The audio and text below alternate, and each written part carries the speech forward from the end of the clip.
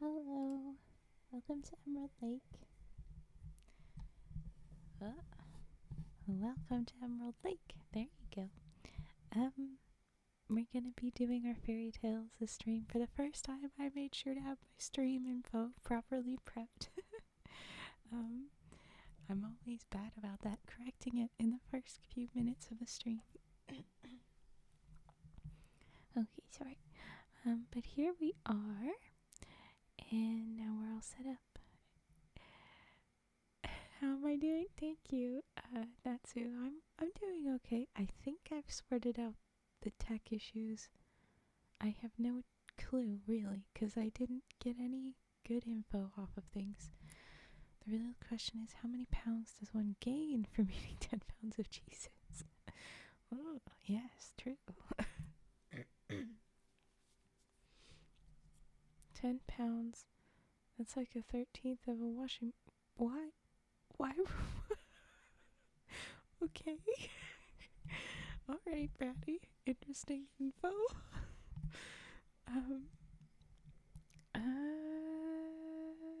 What was he? Anyway, don't ask. Okay. We have fairy tales planned for tonight. I'm just gonna be reading the fairy tales off of the list that we've been reading. We're in the middle of the green fairy book. We did the blue fairy book before, and that had a bunch of some of the most well-known stories, but there's still more fairy books on this website. That's just the more commonly known European-centered fairy tales. There's still so many more on the site and specific groupings.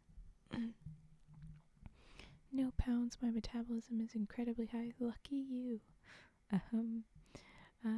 Known stories like what? The known ones for the European Center, the classic ones, the ones that Disney kind of likes to get their hands on. We did a bunch of those. And now we've been doing ones that are less commonly known for a while, but these are still in the same vein, still thoroughly interesting, and often with some heckin' names, my goodness. But here we go. Sorry. The first story I have listed tonight is The Enchanted Ring. So I'll put that up, and remember you can drop in redeems in between stories. So I don't totally know how to make sure that things are only done until then, but I would love if you drop things into the list, and then I will go through all of them slowly in between. But okay, here we go with The Enchanted Ring. As far as I know, this is not the same as the a story that we've read before. Oh, thank you for the hydrate. I'll do that real quick. I don't think this will be the same as the Bronze Ring, I think is that one was called. Card dealing. Okay, we'll do that one right after the first story. But we'll see what this story is. And it doesn't seem like a terribly long one. So I think we'll be fine to get through it and then go on to the redeems pretty quickly. But okay. Here we go. Oh, thank you for the follow, Lavo69. Thank you for joining us. Okay. Once upon a time, there lived a king who was immensely rich. Ah, classic. He had broad lands and sacks. Okay. Once upon a time, it doesn't even have a period there. I think something happened to that sentence. Oh, hey! Thank you. I like my model a good deal, too. Thank you. The sentence is just, he had broad lands and sacks. No period, and then the next sentence interrupts it. Once upon a time there lived a young man named Rosamund, who was as good and handsome as his elder brother, Bramintho, was ugly and wicked. Rosamond and Bramintho. All right. Their mother detested her eldest son, Bramintho, the ugly, wicked one, and had only eyes for the youngest. Feel free to lurk. Go ahead. You're going to try my best. Don't worry about it. Although I will say that, like, honestly, I love chatters. I can sometimes get fully distracted, so I've actually rearranged my desktop to try and kind of minimize distraction, but we're gonna see how bad it is. I don't know if it'll work. Okay.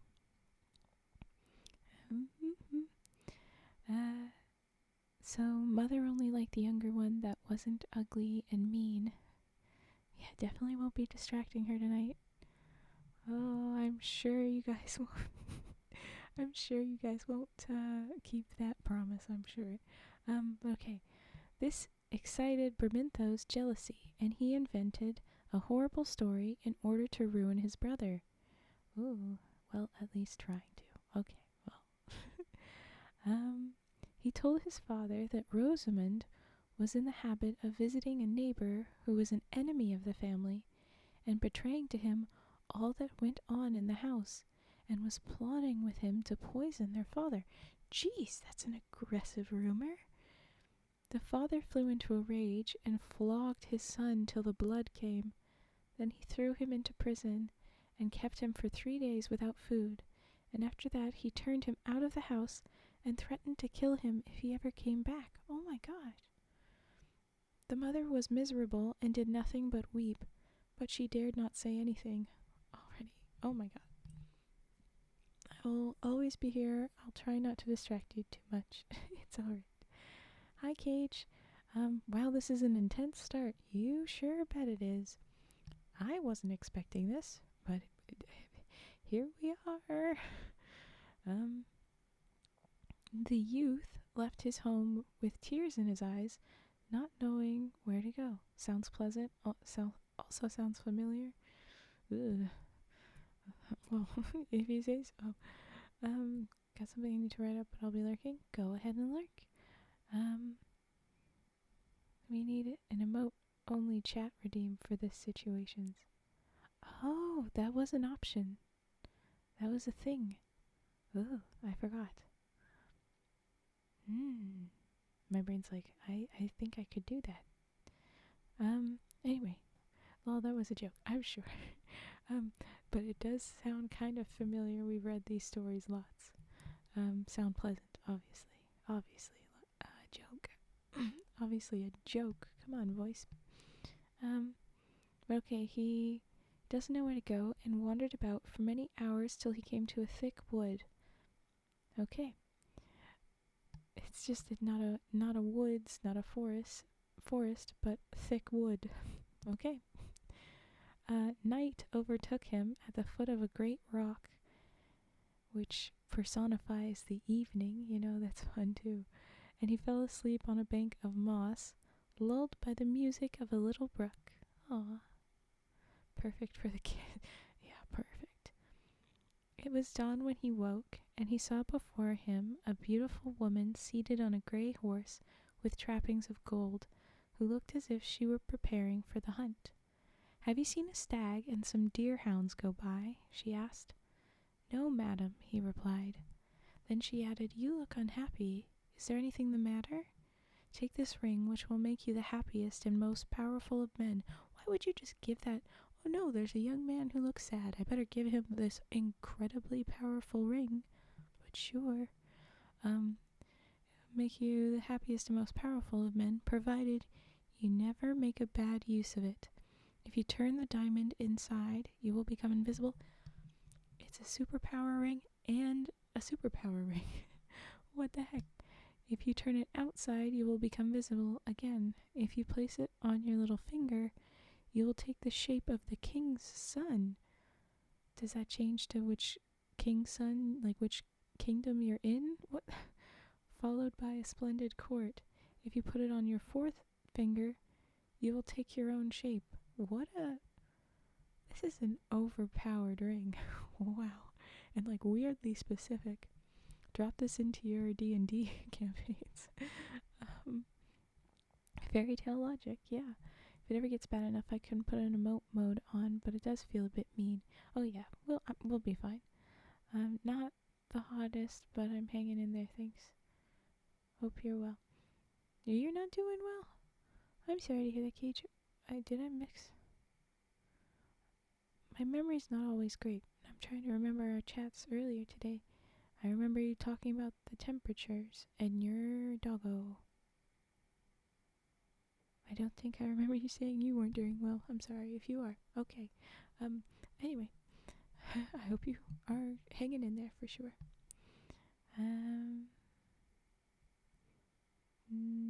The young man understood that it was a fairy who was speaking to him. Okay, less weird than that you're handing out super-powered stuff, but still.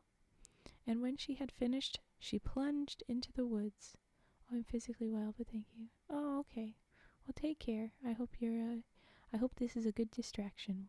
I'm sure we'll be something. Oh, thank you for the follow, Adrian. Yo, Adrian. No. The youth was very impatient to try the ring and returned home immediately. He found that the fairy had spoken the truth, and that he could see and hear everything while he himself was unseen. It lay with him to revenge himself, if he chose, on his brother, without the slightest danger to himself. Thanks for the follow, Paxton PNT. So he was gonna avenge himself on his brother without the slightest danger to himself, and he told no one but his mother of all the strange things that had befallen him. He afterwards put the enchanted ring on his little finger and appeared as the king's son, followed by 100 fine horses and a guard of officers all richly dressed. What happens with all the officers? Are they just like ghosts and they're just do they all move how you move? How does that work? Anyway. His father was much surprised to see the king's son in his quiet little house, and he felt rather embarrassed, not knowing what was the proper way to behave on such a grand occasion. Oh, yeah, maybe last night was a great time. We stalled the last 3 sentences for almost 10 minutes. Technically, I think he stalled even longer than that before I called it out that we were stalling, so I think it was even longer. Well, my day started with my throat closing on me, but turned out to be a very enjoyable day. Yes, I meant to double check on you. Are you out of the hospital now? I hope so. I hope you're doing well. I hope you don't have that problem again. Thank you for the follow, your comrade. It was at least 20 minutes. Yeah, see, I swear it was pretty long that we stalled. Okay. Yeah, sorry, I'm bumping the mic a bunch. Yeah, felt like 30. It could have been. So the dad doesn't know what to do in this. He's kind of nervous. And then Rosamond, pretending to be the king's son, asked him, his dad, how many sons he had. 2, replied he. I wish to see them, said Rosamond. Send for them at once. I desire to take them both to court in order to make their fortunes. The father hesitated, then answered, Here is the eldest, whom I have the honor to present to your highness. But where is the youngest? I wish to see him too, persisted Rosamond. He is not here, said the father. I had to punish him for a fault, and he has run away. Then Rosamond replied, You should have shown him what was right, but not have punished him. However, let the elder come with me, and as you follow, for these 2 guards will escort you to a place that I will point out to them. Then the 2 guards led off the father, and the fairy of whom you have heard found him in the forest, and beat him with a golden birch rod, and cast him into a cave that was very deep and dark, where he lay enchanted. So they've taken the father and sent him in. Lie there, she said, the fairy, till your son comes to take you out again. I feel like that's a bit excessive, especially since the fairy had said if I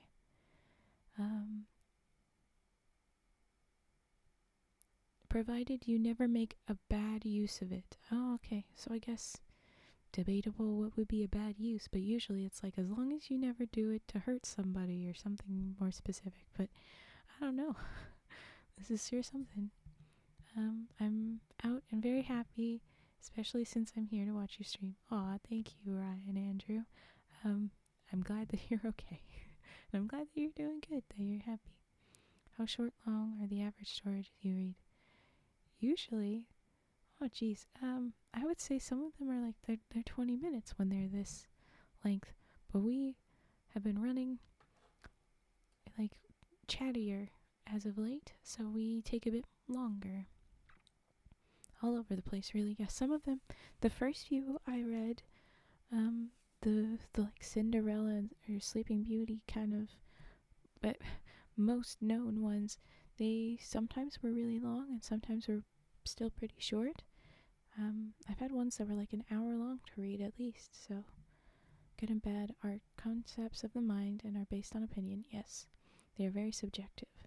But okay, here we go with the dad's just been beat in a cave and told, lie there till your son comes to take you out again. Okay, fairy. Doing the kid's dirty work for him. Meanwhile, the son... Oh, we'll get to bubble wraps after the story. Okay, I gotta focus. I want to get to redeems for people's, right? Meanwhile, the son went to the king's palace and arrived just when the real prince was absent. Oh, lucky guy, or else there would have been a problem. Spider-Man meme. You're me? Oh my gosh.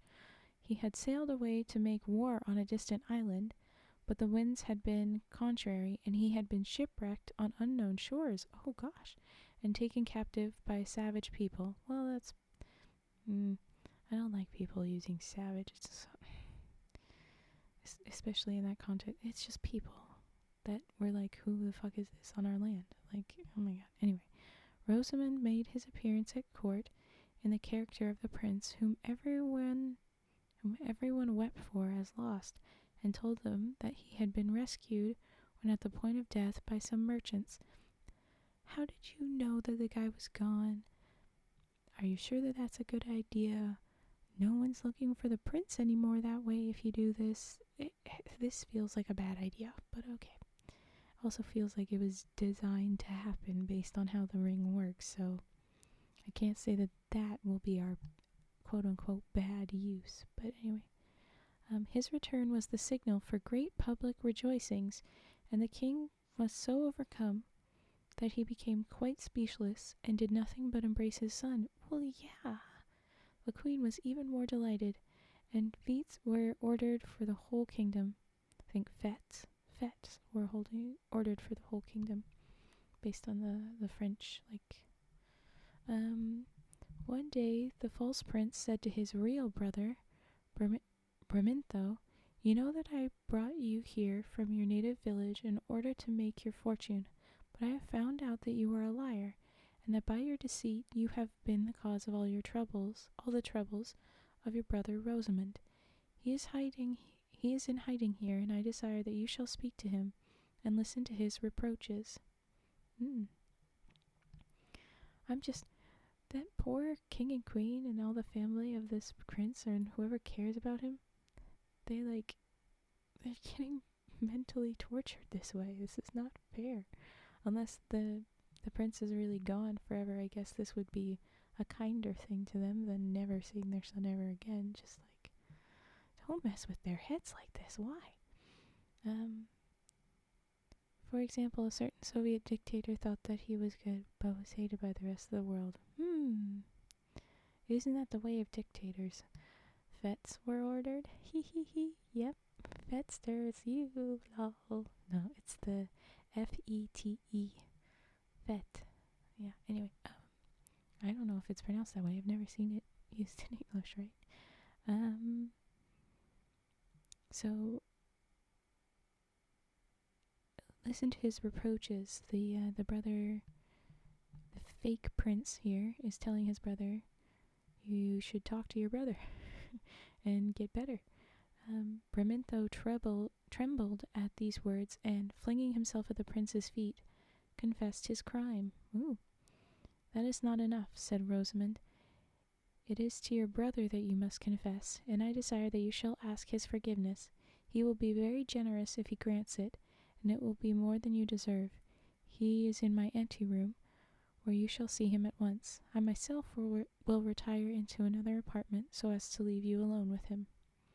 I'm also like, Dad got beaten in the woods and is left there until the sun comes back, and Son has been busy for at least a few days. It says one day.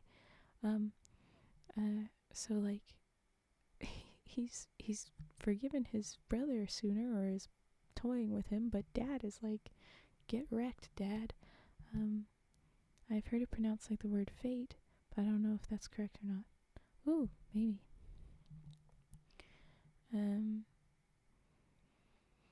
So okay, Bramintho entered, as he was told, into the anteroom. This is like a little side room. Then Rosamond changed the ring and passed into the room by another door. Bramintho was filled with shame as soon as he saw his brother's face. He implored his pardon and promised to atone for all his faults. Okay, so he's maybe not so awful, not so wicked. Rosamond embraced him with tears and at once forgave him, adding, "I am in great favor with the king." Well, yeah, now that you're pretending to be his son, you of course have connections. "It rests with me to have your head cut off or to condemn you to pass the remainder of your life in prison. But I desire to be as good to you as you have been wicked to me." Ooh. Bramintho, confused and ashamed, listened to his words without daring to lift his eyes or to remind Rosamond that he was his brother. After this, Rosamond gave out that he was going to make a secret voyage to marry a princess who lived in a neighboring kingdom, but in reality he only went to see his mother, whom he had told all that happened at the court, giving her at the same time some money that she needed, for the king allowed him to take exactly what he liked, though he was always careful not to abuse this permission. I mean, taking it in the first place is kind of abuse of it. Another. When we're done this, I have lots of redeems to do. I'm excited. Just then, a furious war broke out between the king, his master, and the sovereign of the adjoining country, who was a bad man and one that never kept his word. Ooh, yikes. Welcome to the channel, Jay on Twitch. Thank you for the follow. Rosamond went straight to the palace of the wicked king, and by means of his ring was able to present at all the councils, and learnt all their schemes, so that he was able to forestall them and bring them to naught. Good use of that ring. Ooh, thank you for the little thing. Ravenchan, what is your favorite redeem? I don't know if I have a favorite yet. I'm torn on a few things. Like there's ones that I like to hear, there's ones I like to do.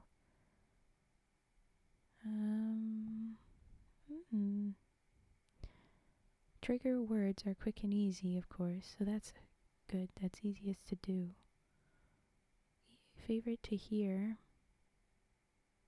I don't know. I mean, the singing bowl is fun.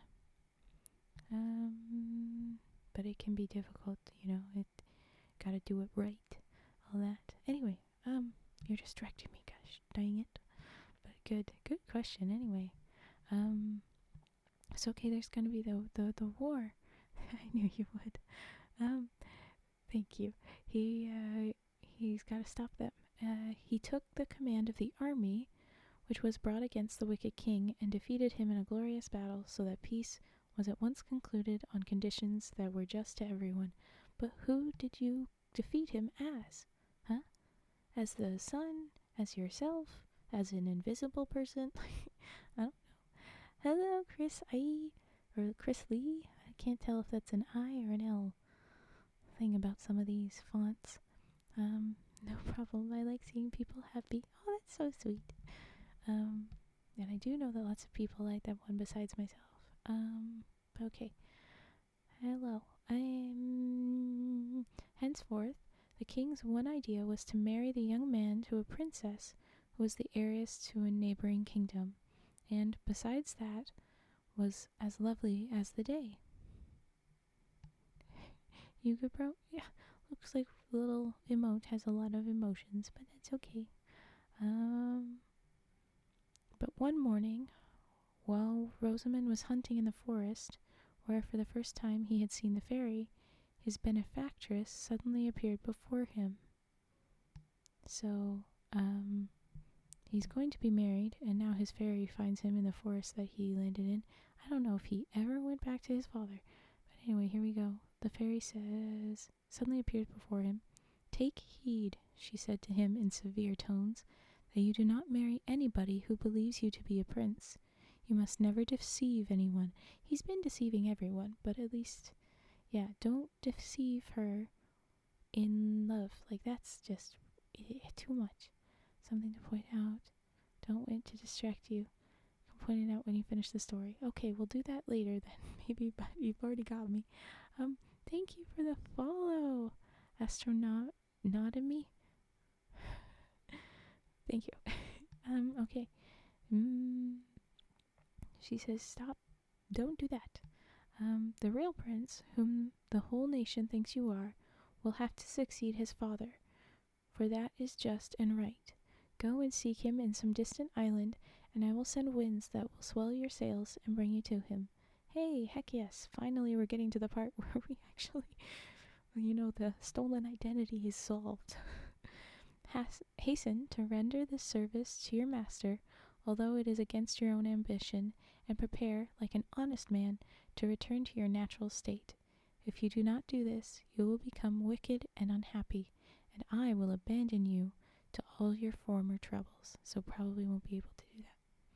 Hi from France, and hi from Florida. Hi from the forest. I like the FF alliteration. Hi from Mexico, of course. If you want to say that, you guys can say that, but one of my rules is to be careful about your personal information. Protect yourselves, of course. Hello from Japan, yeah. Hi from Denmark, another Florida. Okay, are we just dropping anybody that wants to say where they're from, roughly? Do not get specific, please. But cute. Okay, so so she's gonna hi from Earth. He tetrahedron. Oh, so you're still on Earth? Let me just give all my details real quick. Yes, what's your mother's maiden name, Nani? Sorry. Hi from proceeds to drop Google Maps link. I'm gonna say hi from redacted. Social numbers, please. The cute little cat emote. You almost would convince me. Okay. But alright, so you gotta go save that prince. Stop being an asshole. And don't lie to your wife. Like, don't do that sort of a deal. So let's go.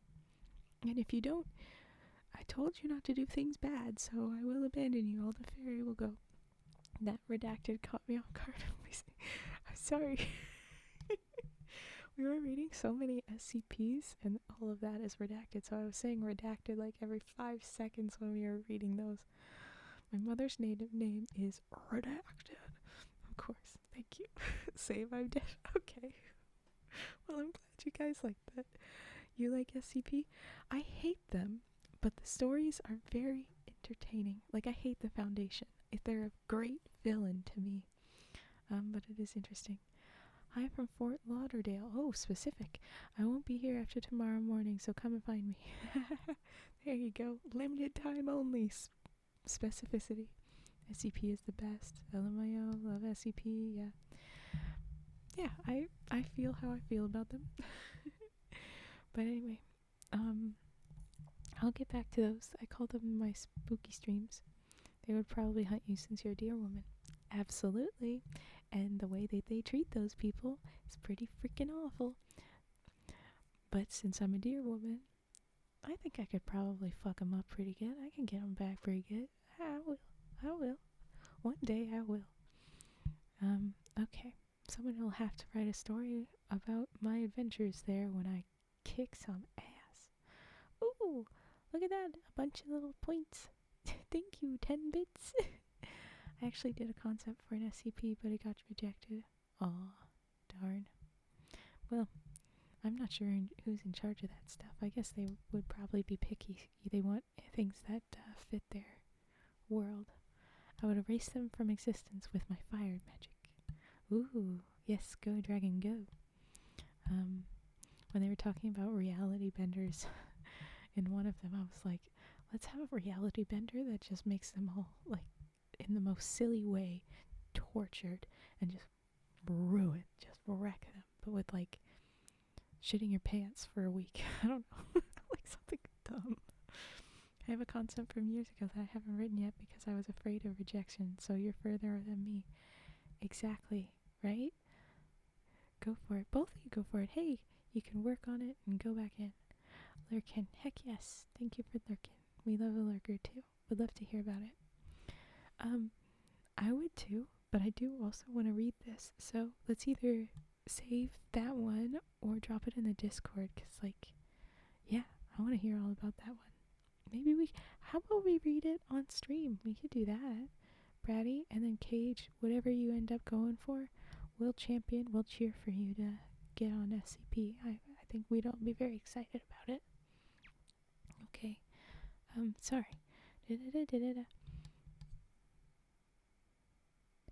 Oh, where were we? Actually, the good guy protecting humanity. Natsu. You can have that opinion, and I can have mine. I don't think I will. I'm gonna rewrite the concept for you because I wrote it in Spanish. Oh, okay. Yeah, well, that would maybe help, but you don't have to do that. That's probably a lot of work. Definitely don't force yourself to do that. You could also just summarize it for us, and I'm sure we'd be thoroughly entertained as well. Okay, where were we? Oh, yes. So she says, or else I'll take away my power and you'll be screwed. Ha ha ha. She doesn't appreciate how they treat the D class, which I can respect. Thank you. Yes, but also how we would keep a person forever and force them just to live in a little box to be able to study them and control them is a whole other thing.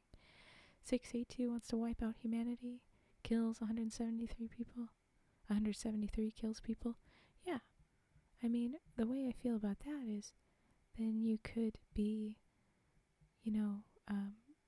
removing a threat when you need, self-defense if that's necessary, as opposed to torturing them. And then there's, looking after their well-beings while they're there, torturing somebody else for this. And finally, like, not all of them wanted to kill people. The people that did want to kill people, yeah, okay. But not all of them did. Slap. Slap? Why'd you slap yourself? You're doing it again. Don't do that. It's about 3 to 5 pages. That would be a good length. Ever tried coconut bars? Like a food that is coconut? I've had candy bars with coconut. I've had coconut meat. I have not had something called specifically coconut bars. They're butter cookie with coconut. Oh, that sounds great. Yeah, but what if they were bad people? Like they didn't hold the door open for others and stuff. Bredicus tosalicus. Yeah, exactly. Bagels sipping their giggles. It's more complex than you think. I've been studying the fandom for years. I'm sure. But that's sort of a core thing. People wanting to control other people just because one person feels threatened. Does that mean that they get to control somebody else? It's fair that you think that, especially since this is fiction and nothing should be taken too seriously. But yeah, the silly entries are definitely heckin' fun. Yes, just remember, never look up SCP-096. Well, now I'm gonna have to look that up eventually. Probably 096. Back to the story, yes please. Okay.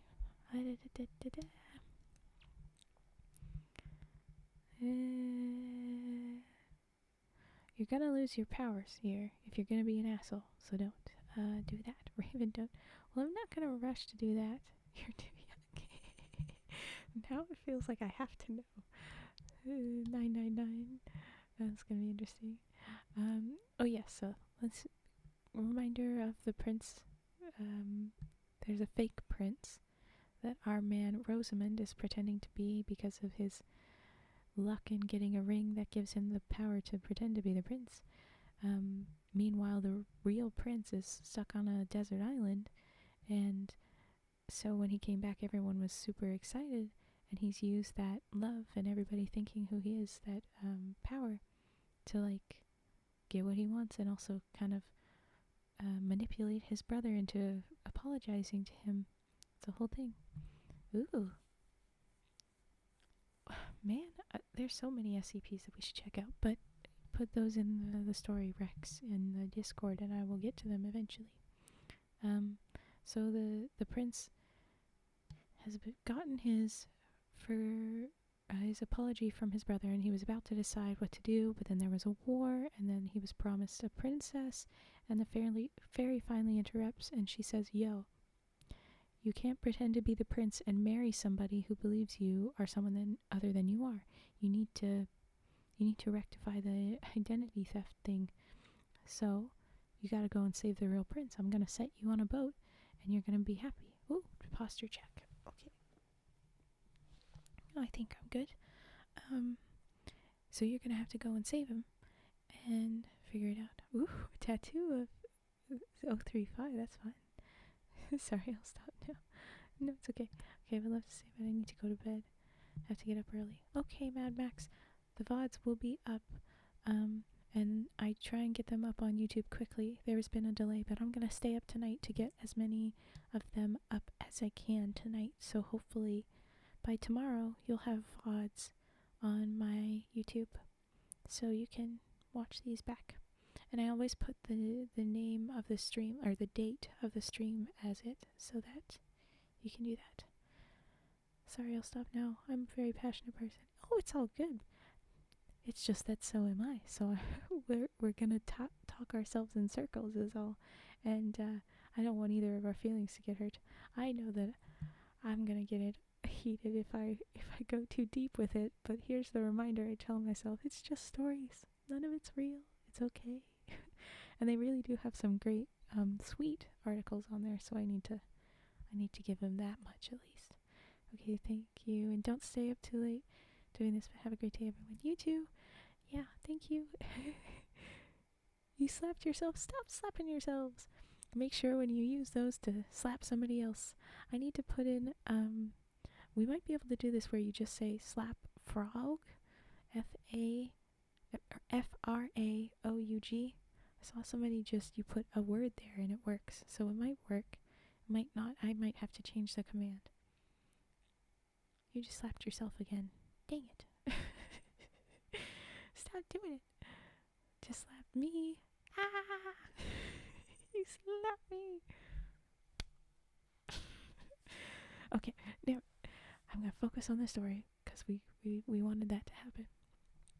But yeah, the fairy wants our fake prince to sort the shit out and go save the real prince and not lie to someone that you're about to marry. And I'm also in the back of my head, and maybe you finally go talk to your dad that she just beat up and left in a cave. But we'll find out what happens there. And we also still haven't figured out what he's gonna do to his brother. He said like the options were go to prison or get beheaded, and I was like, oh, is there not another option? Oh god. He made a rumor, and it was an awful rumor, but he's your brother. I don't know what's going on. But okay. So Rosamund took these wise counsels to heart. He gave out that he had undertaken a secret mission to a neighboring state, and embarked on board a vessel, the winds carrying him straight to the island where the fairy had told him he would find the real prince. This unfortunate youth had been taken captive by, again they say, a savage people, and I don't think that's very nice. But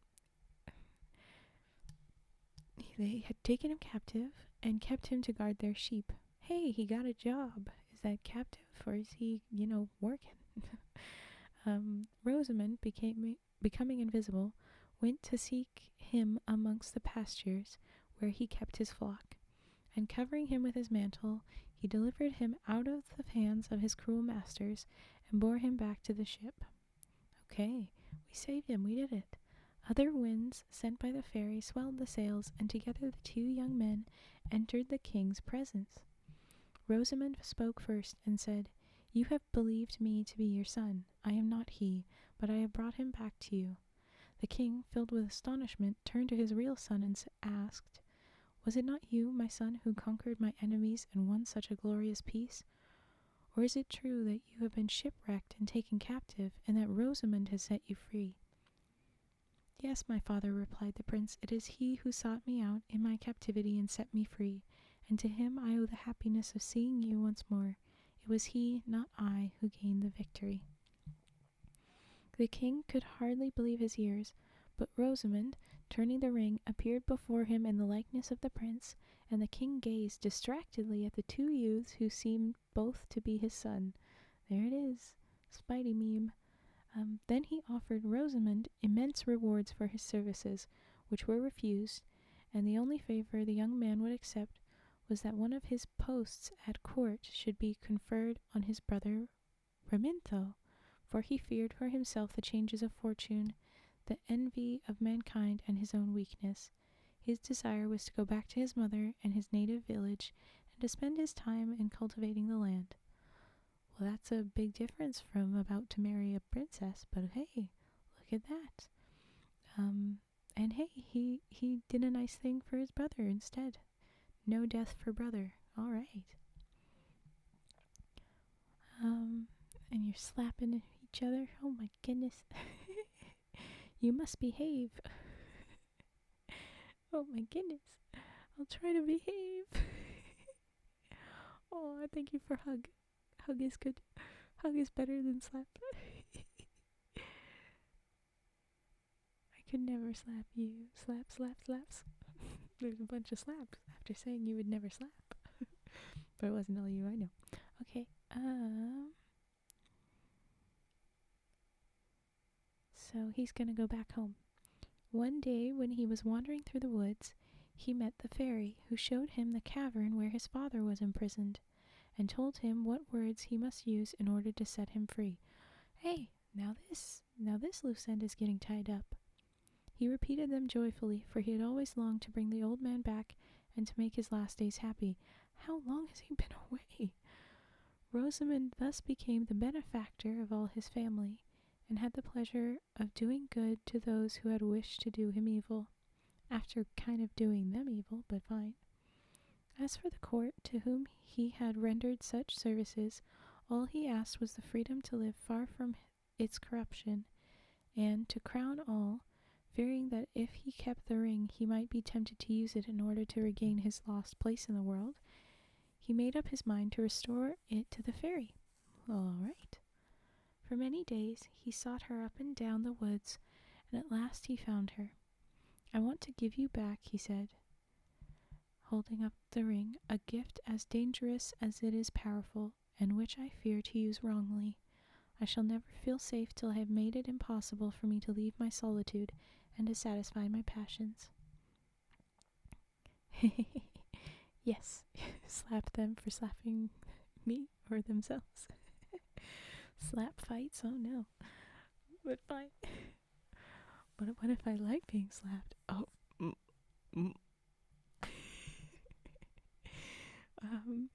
Okay. While Rosamond was seeking to give back the ring to the fairy, Bramintho, who had failed to learn any lessons from experience, gave way to all his desires, and tried to persuade the prince, lately become king, to ill-treat Rosamond. Oh, shit. But the fairy, who knew all about everything, said to Rosamond when he was imploring her to accept the ring, "Your wicked brother is doing his best to poison the mind of the king towards you, and to ruin you. He deserves to be punished, and he must die in order that he may destroy himself. I shall give the ring to him." Oh, jeez. Ooh, whole thing. Kinky, Nani, Ayo, I love how your model did that reaction perfectly. Oh, I didn't see it properly. I don't know if it reacted right. Nani just hugged Natsu. Oh, right then. I'm guessing that's a response to my model reacting. I don't know. Slap Nani. There you go. You slapped.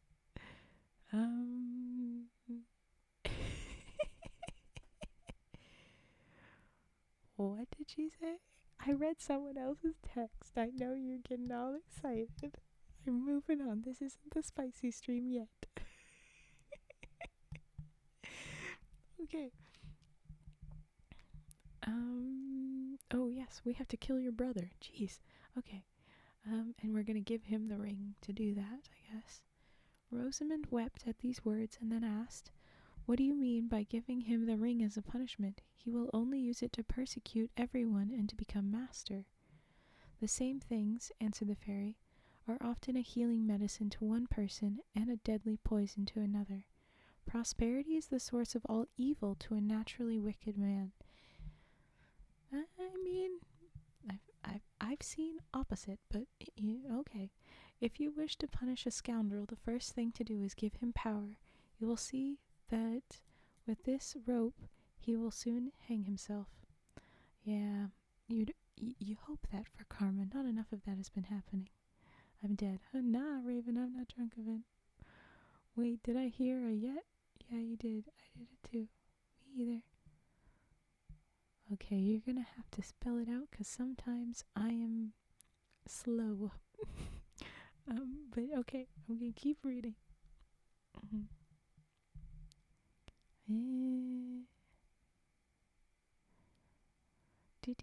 He's right. Having said this, she, the fairy, disappeared and went straight to the palace, where she showed herself to Brimintho under the disguise of an old woman covered with rags. She at once addressed him in these words: "Oh, I see the thing. Thank you, the red briar rush. Thank you for the follow. Will there be a spicy stream, lol? I'll be reading some spicy content, but I have to make sure that everything is safe to do. I don't want to get banned. And the info is unclear on what I can and cannot do, and so I am nervous. But we'll figure it out." Okay. We are drunk off friendship. It's great. That's fun. Alright, right, the fairy says to Brimintho, dressed as an old woman in rags, "I have taken this ring from the hands of your brother, to whom I had lent it, and by its help he covered himself with glory. I now give it to you, and be careful what you do with it." Not exactly the same threat that the other brother got, but okay. Brimintho replied with a laugh, "I shall certainly not imitate my brother, who was foolish enough to bring back the prince instead of reigning in his place." Yeah, okay, he's an asshole. Let's get rid of him. And he was as good as his word. The only use he made of the ring was to find out family secrets and betray them. Family secrets? You can't do better than family. You can't. Oh my gosh. And to commit murders. Oh Jesus. To commit murders of every sort of wickedness. Okay, he really is awful. Get rid of him. We should have got rid of him before the war. My God. And then to gain wealth for himself unlawfully. All these crimes, which could be traced to nobody, filled the people with astonishment.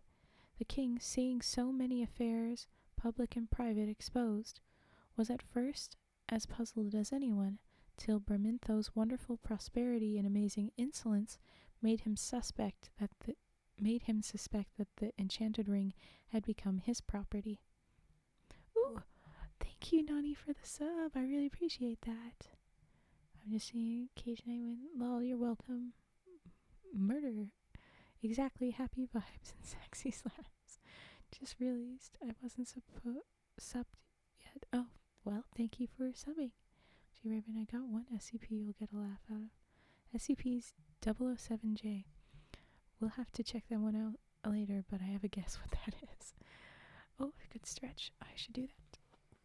Oh, I heard My sternum cracked. Oh my gosh. Okay. Oh, thank you. So Bermindo's just fully fucking awful, but people are now suspecting him. In order to find out the truth, this is the king, the real prince that has now been, coronated as king, I guess. In order to find out the truth, he bribed a stranger just arrived at court, one of a nation with whom the king was always at war, and arranged that he was to steal in the night to Bermintho and to offer him untold honors and rewards if he would betray the state secrets. Bermintho promised everything and accepted at once the first payment of his crime, boasting that he had a ring which rendered him invisible, and that by means of it he could penetrate into the most private places. That sentence could have been written differently. Oh my gosh. Nani, it's 4:51 in the morning. Yes, okay, go sleep. Rest well. We'll see you another time. So you heard the pop. Oh, good, cool. I wasn't sure if you could hear it. It sounded very loud to me, but I am in headphones listening to myself. I don't know. Bye-bye, everyone. Love y'all. Thank you for being here. Love y'all. Okay, so Bermintho is immediately jumping into this and telling his stuff, and I'm gonna repeat this sentence because you little dirty-minded fun friends will enjoy it. He boasted he had a ring which rendered him invisible, and that by means of it, he could penetrate into the most private places. Ha ha ha. Oh, thank you for the follow, Cell. Nice. But this triumph was short. Next day he was seized by order of the king, and his ring was taken from him. He was searched, and on him were found papers which proved his crimes, and though Rosamond himself came back to the court to entreat his pardon, it was refused. Well, yeah, he's a murderer, and he, all this other shit. So Bermintho was put to death. Well, yeah, and the ring had been even more fatal to him than it had been useful in the hands of his brother. Obsidian. Ooh. Hello. Hi. I hope you heard the goofy sentence before. Okay. To console Rosamond for the fate of Bermintho, the king gave him back the enchanted ring as a pearl without price. The unhappy Rosamond did not look upon it in the same light, and the first thing he did on his return home was to seek the fairy in the woods. You just know he's going to give it back, but here he is. Here, he said, is your ring. My brother's experience has made me understand many things that I did not know before. Keep it. It has only led to his destruction. Ah, without it, he would be alive now, and killing more people.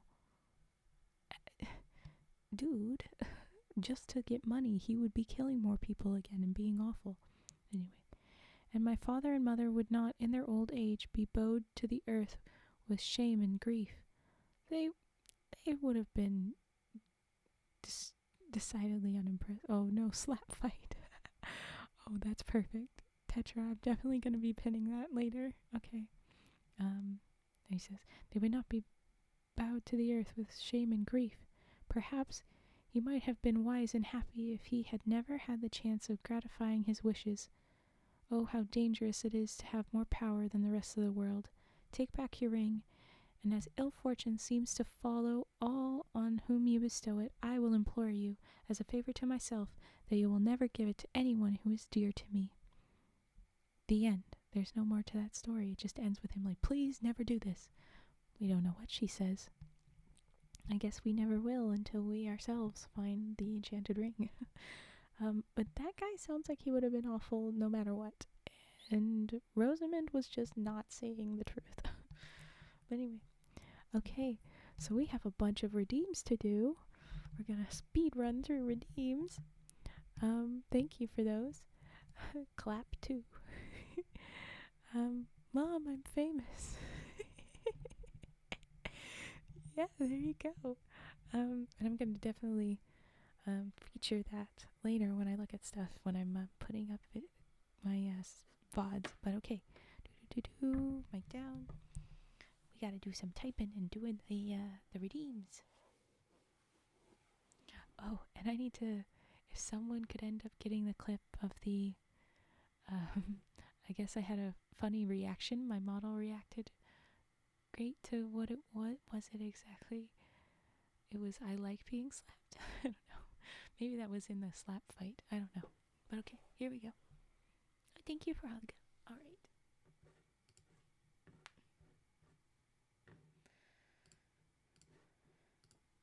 Thank you for the follow. Ghost Rider of the Underworld. Ooh, fun name. Oh, that was what you clipped. Okay, perfect, Tetra. Thank you. I thought it was just the slap fight before that. But okay. Stop freaking out, muddle.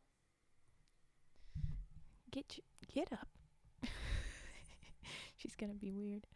Okay. All right. There we go.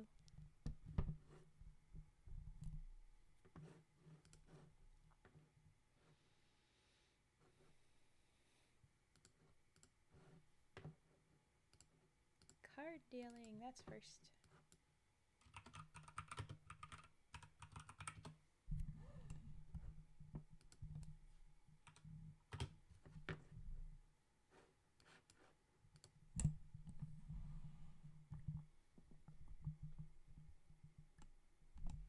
Thank you, Sleeps. I appreciate your follow.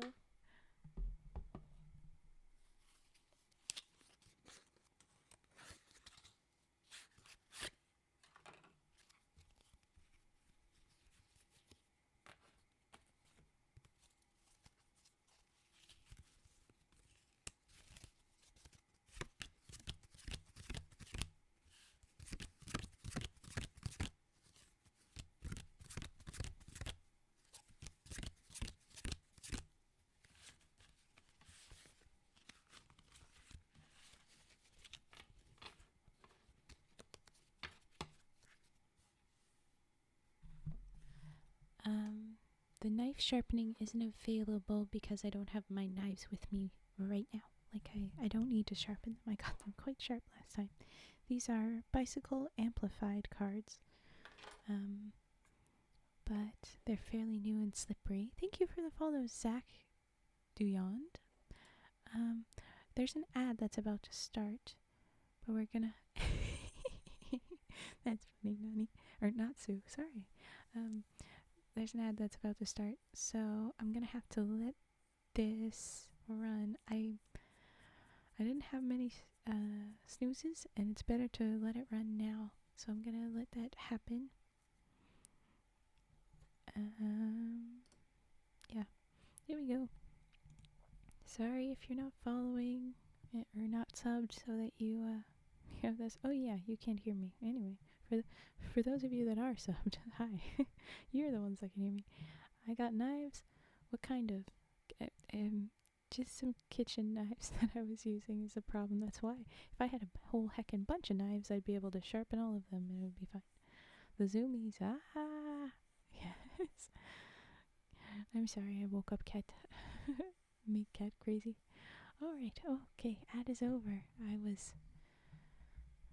barely saying anything, I promise, people. Okay, but here's more cards.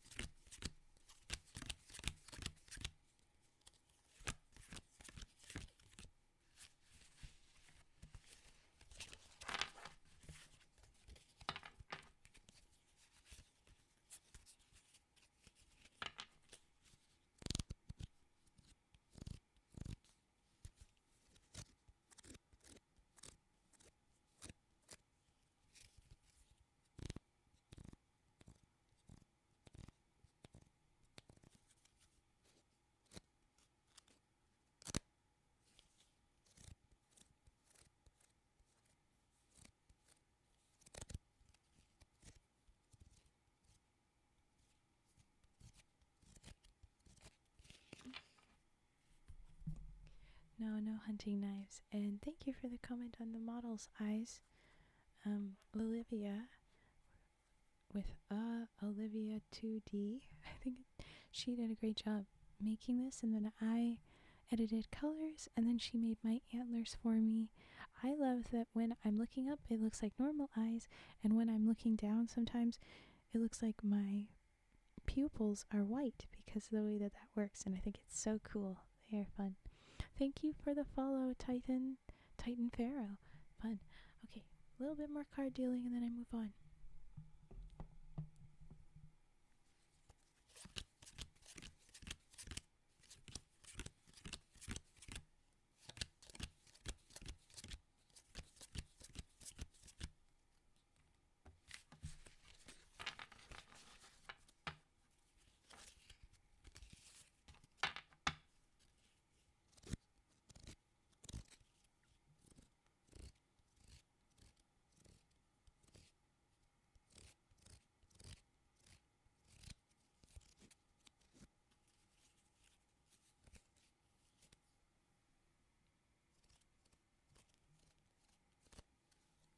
Head trees, they're antlers. No, it's a good callback. Yeah, very expressive eyes.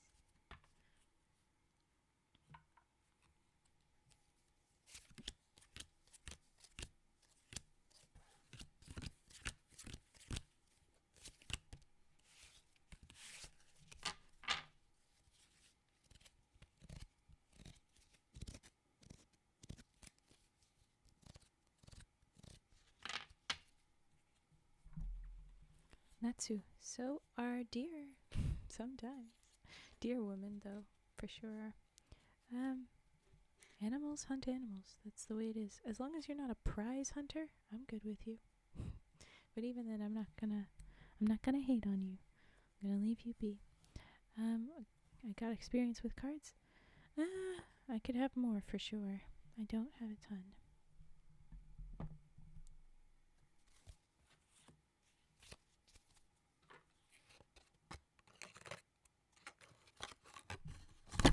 Oh, Mike, don't fall.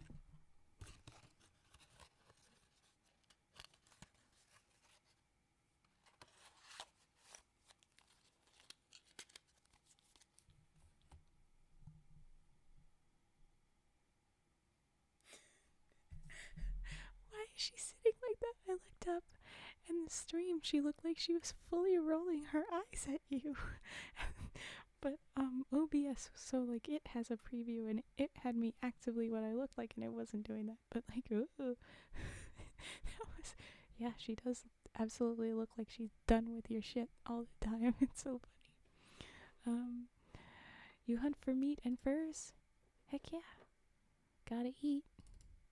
That's just how that works. Here we go. What was the next? Bubble wrap pops that we're doing next. Okay, I'm excited. We haven't done this in a minute. I like it. Maybe that's my favorite. Redeem. I love doing the bubble wrap pops when I've got it.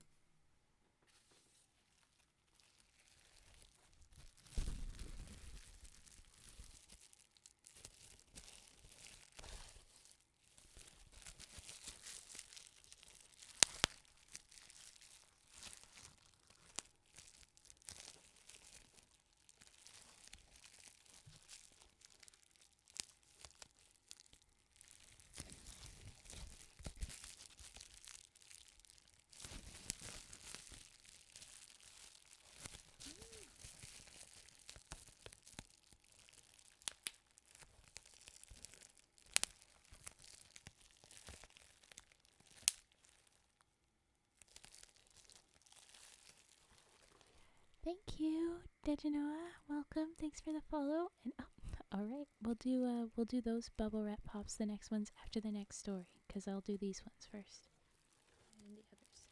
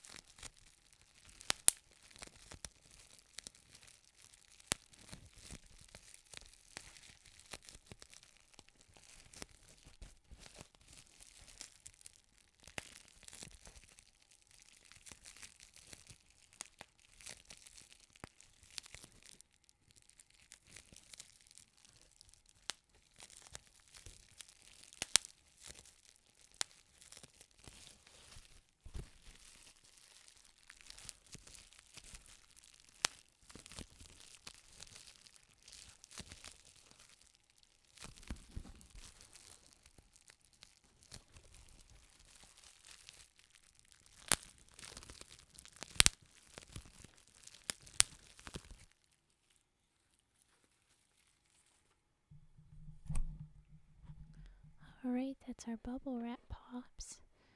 And, oh, there were definitely more redeems earlier that got brushed away, so I'm going to scroll way back and see if I can't find them.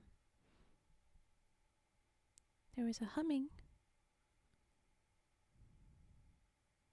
There was a humming that I'll do. There's the posture check I didn't get to say I did. I hope that it redeems you money when it doesn't happen. Do the stretch. And then more bubble pops. Okay. Oh, you got rid of it? That's okay. No worries. I'll do the humming. I don't know why it's not popping up here, but it is in the chat besides that. But I'll do that. And then I'll do brushes in the next story. And then bubble wraps will happen. I'll do that after the next story, okay? Thank you for the follow, Sleepy John. Cute name. Steven, I've been here the whole time. I should have said hello, but hello. You're fine. Oh, I hate looking animals in the eyes. Oh, yeah, that's always tough. Hey, Ingus popping in with the Pringles. Yep, of course. Okay. Humming. Let's do humming. Humming, brushes, and then the next story. No, don't do that. Text. Do that. There you go. Okay. Alright.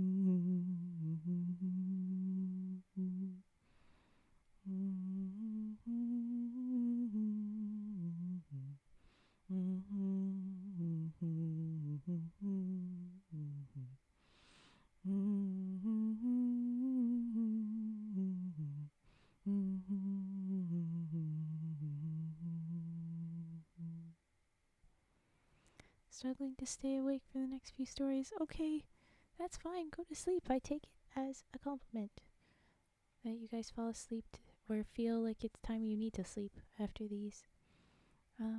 Huntress flashbacks, very soothing. Amazing humming. Thank you. Huntress flashbacks. My brain is like tingling. It's like, what? We should know this. But I don't. Sorry. Let's do another couple songs though.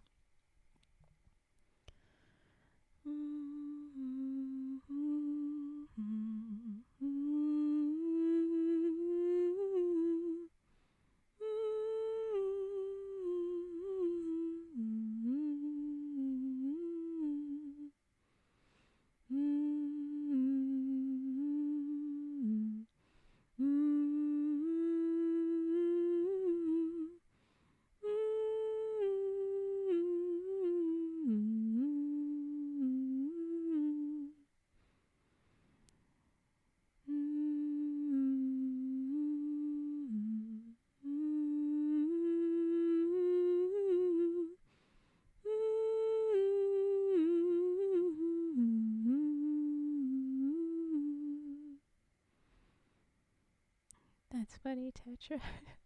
Reading that. Especially third graders. They'll do what they want to do. Natsu. Okay. If you fall asleep, it's okay though. Are you feeling it now, Mr. Krabs? Oh yeah. Sorry. It's a joke with me and Vi. Don't worry about it. The game, that's good to know, but the last time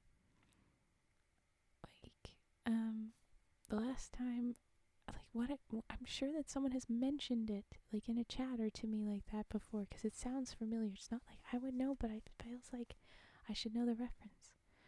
Why do I start imagining you as a pirate doing a sea shanty? Because I was thinking of doing a sea shanty? I haven't done one yet, but I was going to do one because of St. Patrick's Day recently. People were playing Irish sea shanty songs. And I was gonna sing a different one, but I I was forgetting it. But then there's the one that's kind of classic.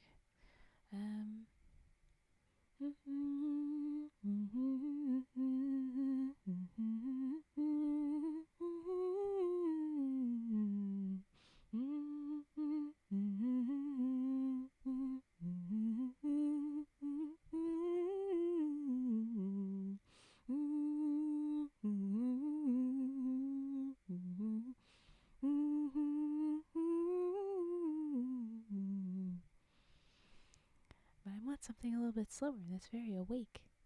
It's a like lots of little tiny notes. I want some things that I can hold on to a little longer, like these other songs. What should we do with a drunken sailor? Indeed. But there is a different one that I was considering, and it left my brain, and I cannot find it again. So I don't know. So I think we're going to move on to brushes now. Here we go.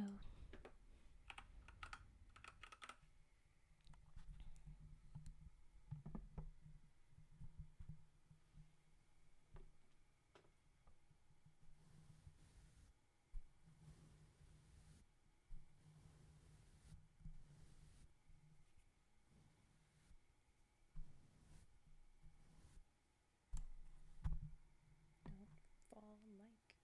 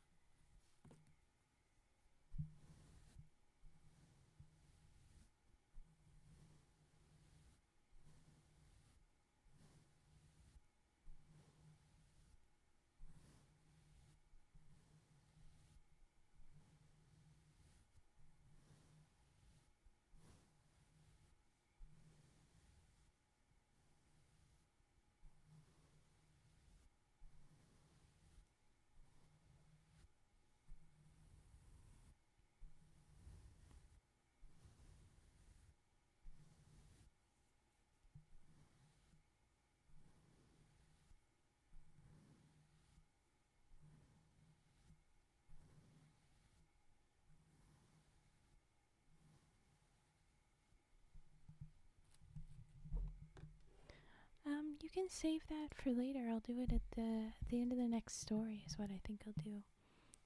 If you wanted to redeem humming again, I'll do it at the end of the next story, just like the bubble wrap pops that I'll do again then. I'm gonna make sure I write down Leave Her Johnny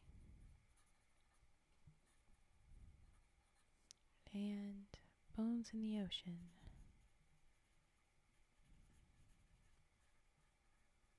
To check out for further. If it's copyright free, that's it. Then I'll probably try it out. Oompa Loompa. Just Oompa Loompa. But alright, there you go. I hope that was worth it.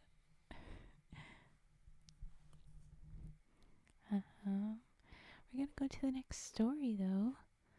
So beep beep beep beep. We need that to change. Come on. And we need to find the next thing. Of course, Oompa Loompa. This is called the Snuff-Box, which is it did. The Snuff-Box is a whole thing. Wow. The Snuff-Box. Alright. They're asking for this. Alright. To change the text. Where did that? But it's gone. I need to find this. Okay. Yeah. No.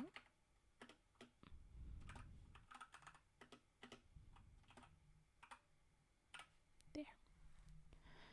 Here we go. Yep. Literally, actually, no, that's not quite how it was written out. It's written out like this. There. That's literally what this text is called. So here we go. It's not a very long one. It's shorter than the last one. So I'm sure we'll get to the next thing. Is it supposed to? You're very right, it isn't. You got me. Thanks, Tetra. I very much appreciate when we have the right words on the screen, so thank you. Alright. Little nods. As it often happens in this world, there was once a young man who spent all his time in traveling. One day, as he was walking along, he picked up a snuff-box, opened it, and the snuff-box said to him in the Spanish language, "Hey, what do you want?" He was very much frightened, but luckily, instead of throwing the box away, he only shut it tight and put it in his pocket. You're not going to talk to the freaking box? It's talking to you. What the hell, dude? Okay. Then he went on, away, and as he went, he said to himself, "If it says to me again, 'What do you want?' I shall know better what to say this time."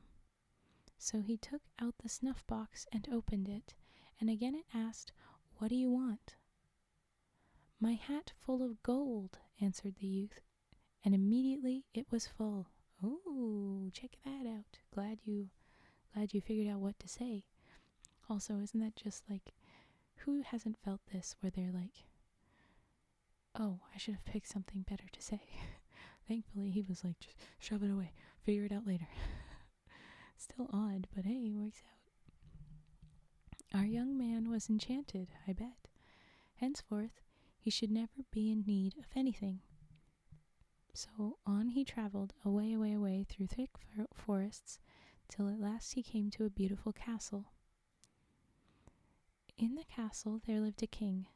The young man walked round and round the castle, not caring who saw him, till the king noticed him and asked what he was doing there. "I was just looking at your castle." "Would you like to have one like it? Would like to have one like it, wouldn't you?" I guess the king said. The young man did not reply, but when it grew dark he took his snuff-box and opened the lid. "What do you want?" "Build me a castle with laths of gold and tiles of diamond, and the furniture all of silver and gold." He had scarcely finished speaking when there stood in front of him, exactly opposite of the king's palace, a castle built precisely as he ordered. When the king awoke, he was struck dumb at the sight of the magnificent house shining in the rays of the sun.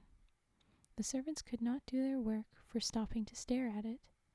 Then the king dressed himself and went to see the young man, and he told him plainly that he was a very powerful prince, and that he hoped that they might all live together in one house or the other, and the king would give him his daughter to his wife, as always. So it all turned out just as the king wished. The young man married the princess, and they lived happily in the palace of gold. There must be a price. Oh, I'm sure there will be. I heard black flag and snapped to attention. Well, read?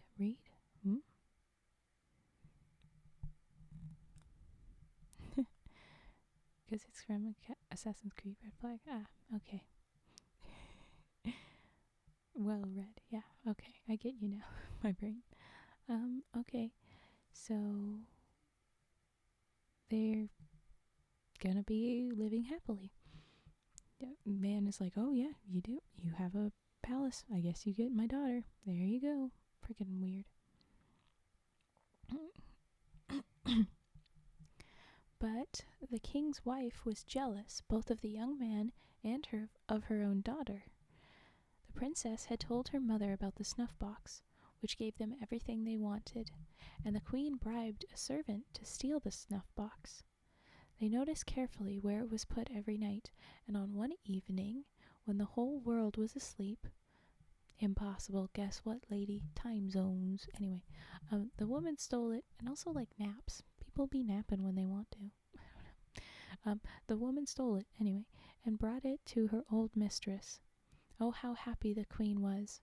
She opened the lid, and the snuff-box said to her, "What do you want?" And she answered at once, I want you to take me and my husband and my servants and this beautiful house and set us down on the other side of the Red Sea, but my daughter and her husband are to stay behind. You just want to run away with the Snuff-Box and never see them again? Okay. When the young couple woke up, they found themselves back in the old castle without their Snuff-Box. Oh, sorry. One sec. Aha, sorry. They hunted for it high and low, but quite vainly. The young man felt that no time was to be lost, and he mounted his horse and filled his pockets with as much gold as he could carry. On he went, away, away, away. But he sought the Snuff-Box in vain, all up and down the neighboring countries, and very soon he came to the end of all his money. But still he went on, as fast as the strength of his horse would let him, begging his way. Oof, really desperate for the box. Someone told him that he ought to consult. Someone told him he ought to consult the moon, for the moon traveled far, and he might be able to tell him something. I keep losing my place because I look away for 1 second. I need to stop looking away.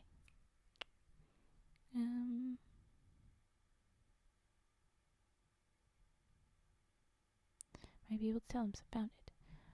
Unironically, the best sailing pirate simulator. Oh, then I might need to look at the game. So he went away, away, away, and ended somehow or other by reaching the land of the moon. There he found a little old woman who said to him, What are you doing here? My son eats all living things he sees, and if you are wise, you will go away without coming any further.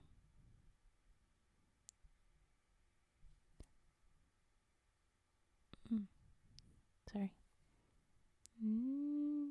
But the young man told her all his sad tale, and how he possessed a wonderful Snuff-Box, and how it had been stolen from him, and how he had nothing left now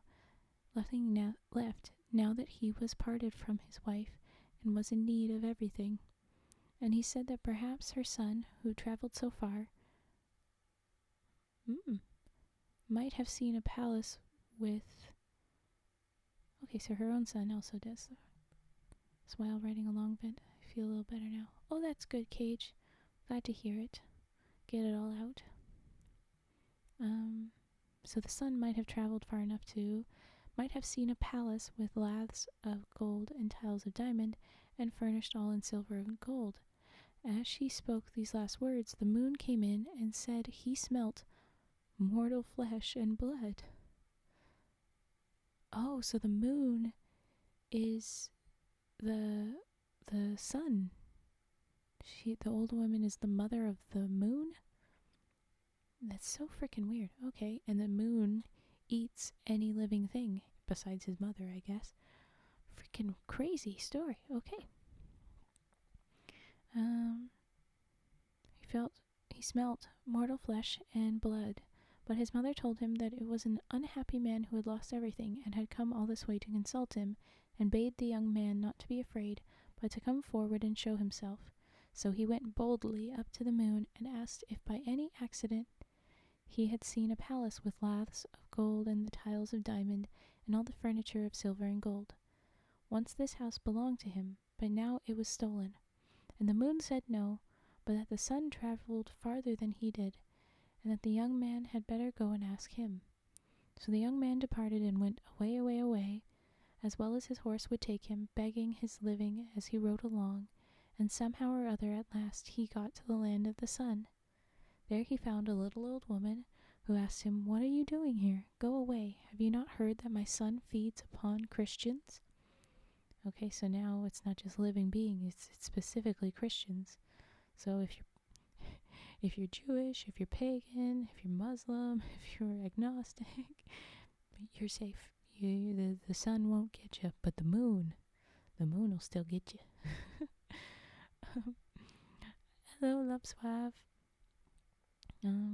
But he said no, and that he would not go, for he was so miserable that it was all one to him whether he died or not, that he had lost everything. Well, I mean, you had your wife still and you just ran away. But, okay. Um, and especially a splendid palace like none other than in the world, for it had laths of gold. He had laths of gold and tiled with diamond, and all the furniture was silver and gold, and that he had sought for it far and long, and in all the earth there was no man more unhappy. So the old woman's heart melted, and she agreed to hide him. I love the hand waving of somehow or other he got there. Yeah, that's very fair. And anyway, skip to the fun part. He's there. When the sun arrived, he declared that he smelt Christian flesh, and he meant to have it for his dinner. But his mother told him such a pitiful story of the miserable wretch who had lost everything and had come from far to ask his help, that at last he promised to see him. So the young man came out of his hiding place and begged the sun to tell him if in the course of his travels he had not seen somewhere a palace that had not its like in the world, for its laths of gold were of gold, and its tiles of diamond, and all the furniture in silver and gold. And the sun said no, but that perhaps the wind had seen it, for he entered everywhere and saw things that no one else ever saw, and if anyone knew where it was certainly the wind. You just know we gotta keep going this freaking help, I can't get the tune out of my head. Oh, I'm sorry. The best solution to getting a song out of your head, besides singing that particular song all the way through, is singing another song that is more catchy in your head. So, good luck with it. I eat all mortal men. I eat all Christians, except sad boys. Yeah, basically, depression has a bad taste. Anyway, okay, so the wind. We have to go find the wind. Then the poor young man again set forth as well as his horse could take him, begging his living as he went, and somehow or other, hand wave, he ended by reaching the home of the wind. He found there a little old woman busily occupied in filling great barrels with water. She asked him what had put into his head to come there, for her son ate everything he saw. So all living things, all Christians. I thought we were getting more specific, and then, nope, never mind. More broad, literally everything he sees. How is there anything that hasn't been eaten? It's the wind. Anyway, okay. And that he would shortly arrive quite mad, and that the young man had better look out. I knew it would be the wind next. Gotta be in threes. I've seen it be in fours, like the four directions, and then none of the four directions are it, and it's the wind. And then this, yeah. There's all kinds of ways that it goes. But yeah, they gotta do a whole bunch. We are not going 4 hours. I will tell you that. We're not going to do that tonight. I have to upload all the VODs I didn't do. Yes, I shall scream the lyrics to the song Wellerman. Do it. If it work. Okay. So he's going to eat everything. And then the boy, okay, or the young man, but he answered that he was so unhappy that he had ceased to mind anything, even being eaten. And then he told her that he had been robbed of a palace that had not its equal in all the world, and of all that was in it, and that he had even left his wife and was wandering over the world until he found it. Okay, so now you mention your wife. What's that? Did I hear that we're doing a 5-hour stream tonight? No, we are not. But I gotta do another one of those gaming streams eventually, so I'm sure we'll get to that another time, but not now.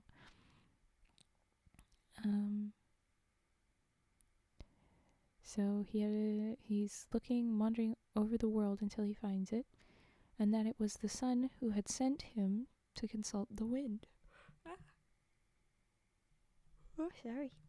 See, I'm already yawning. I can't stay up too long. That was a fun stream. It was a good time. Okay. The sun had sent him to consult the wind. So she hid him under the staircase, and soon they heard the south wind arrive. Oh, don't tell me now we're going to have to go to the north and east and west, too. Oh, no. But also now we have a more specific hiding place, the staircase. Ooh. The south wind arrived, shaking the house to its foundations. Thirsty as he was, he did not wait to drink, but he told his mother that he smelled the blood of a Christian man. Oh, okay, so now we're back on the sun's specificity, but okay. And that she had better bring him out at once and make him ready to be eaten. But she bade her son eat and drink what was before him, and said that the poor young man was much to be pitied, and that the sun had granted him his life in order that he might consult the wind. Then she brought out the young man, who explained how he was seeking for his palace, and that no man had been able to tell him where it was, so he had come to the wind. And he added that he had been shamefully robbed, and that the laths were of gold and the tiles of a diamond.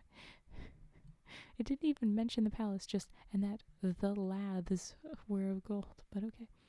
And the tiles of diamond and all the furniture in silver and gold, and he inquired if the wind had not seen such a palace during his wanderings. And the wind said yes, aha, finally. And that all that day he had been blowing backwards and forwards over it without being able to move one single tile. Oh, do tell me where it is, cried the you man. The typo said, cried the you man. Y-O-U. It is a long way off, replied the wind, on the other side of the Red Sea. But our traveler was not discouraged. He had already journeyed too far. Why does everyone want to eat Christians? I feel threatened. Lol. Fee fi fo fum, I smell the blood of a Christian. Yep, a Christian man. I don't know. I don't know why they want to eat Christians. And they were inconsistent. But I guess Christians also give off a specific smell. I don't know.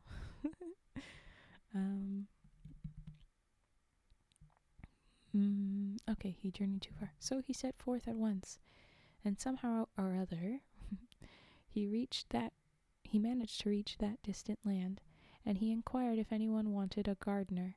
He was told that the head gardener at the castle had just left. Well, what a coincidence. And perhaps he might have a chance of getting the place. The young man lost no time, but walked up to the castle and asked if they were in want of a gardener. And nobody recognized him? Okay. I won't go down without a fight. Good, Natsu, good. And how happy he was when they agreed to take him. Well, all right. Now he passed most of his day in gossiping with the servants about the wealth of their masters and the wonderful things in the house. He made friends with one of the maids, who told him the history of the Snuff-Box. Ooh. Sorry, yawn. And he coaxed her to let him see it. One evening she managed to get hold of it, and the young man watched carefully where she hid it away in a secret place in the bedchamber of her mistress. She obviously didn't do a good enough job about hiding. Lady, pay attention. But okay.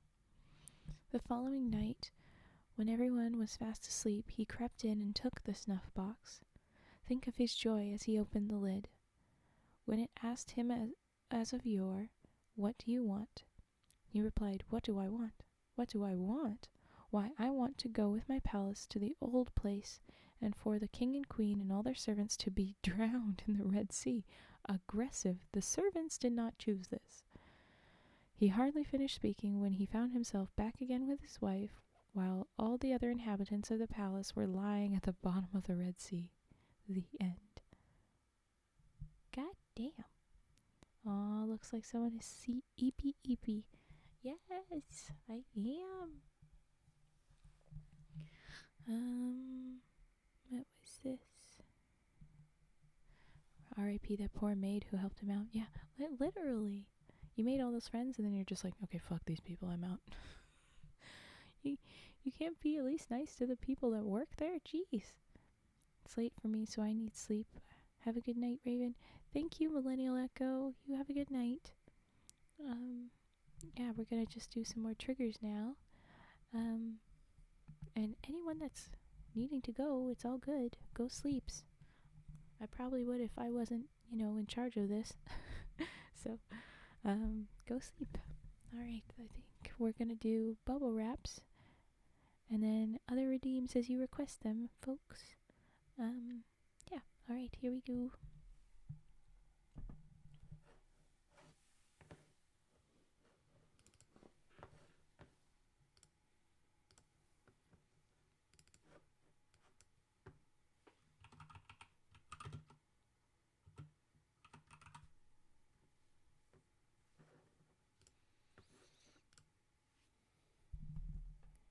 What do you mean I'm not letting you sleep? Go to sleep, you freaking Tetra.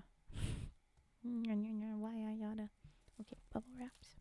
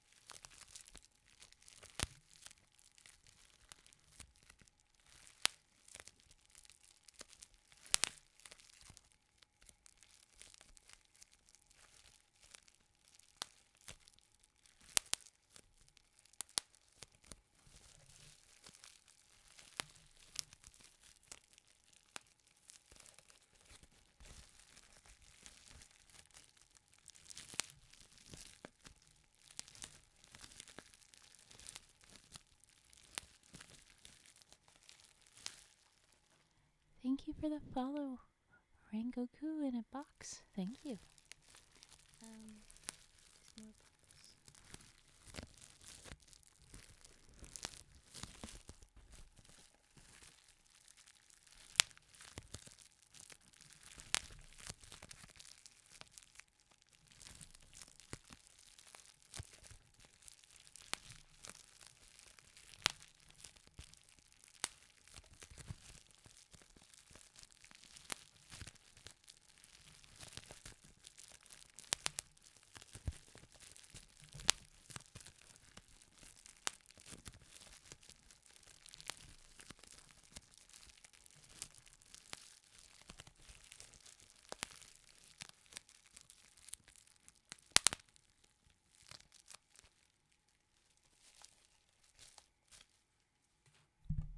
Okay, that was our bubbles. If there's any other redeems, this is the time. I'll give you a second and I'll read through the chat. making myself very late dinner. Enjoy the dinner. Enjoy the tea. Fun bonks. Listening on your phone earbuds, that's good. I'm eating deer jerky. Nice. Feels wrong somehow to use my coffee pod to make tea. I think I saw that you used it for the hot water. Nice. Rengoku. Syllable. Yep. Okay. Humming and the singing frog. You got it. Let's do those.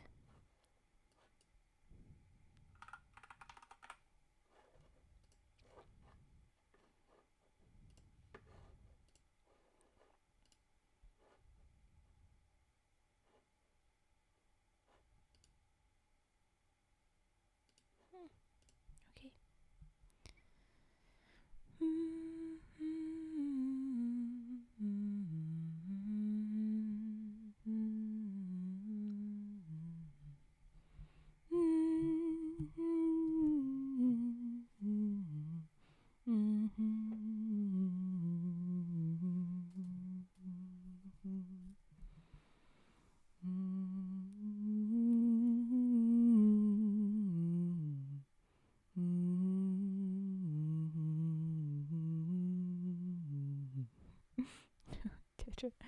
It's an interesting thought.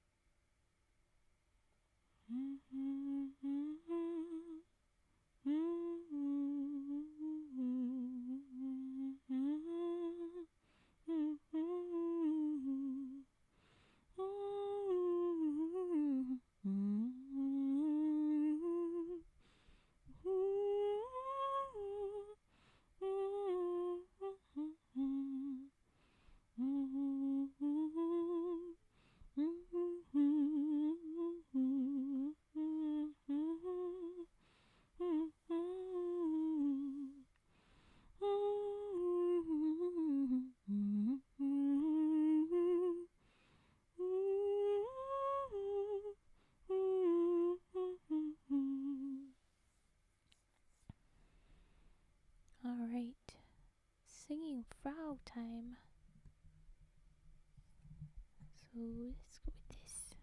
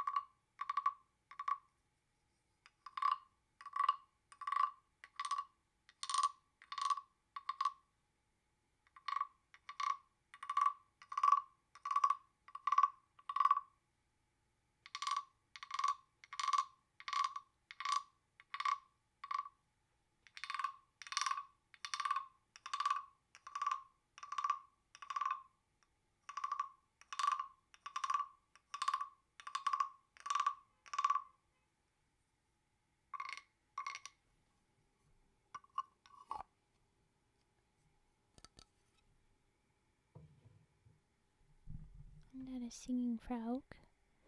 And then we had sticks to rustle. So I'll do those.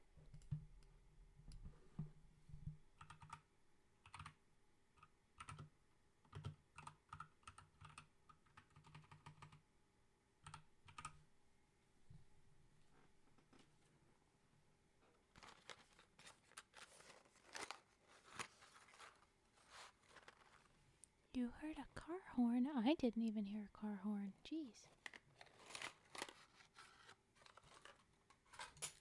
No.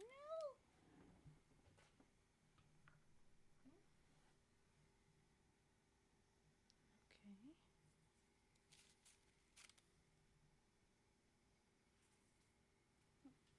Right. Well, okay.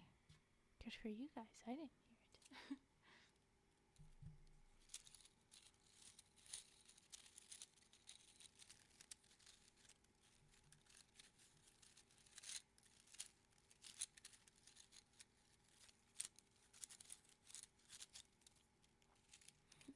Indeed, cargo beep beep. And it's not a redeem. I can't make it happen again, but I would do a beep beep if I could.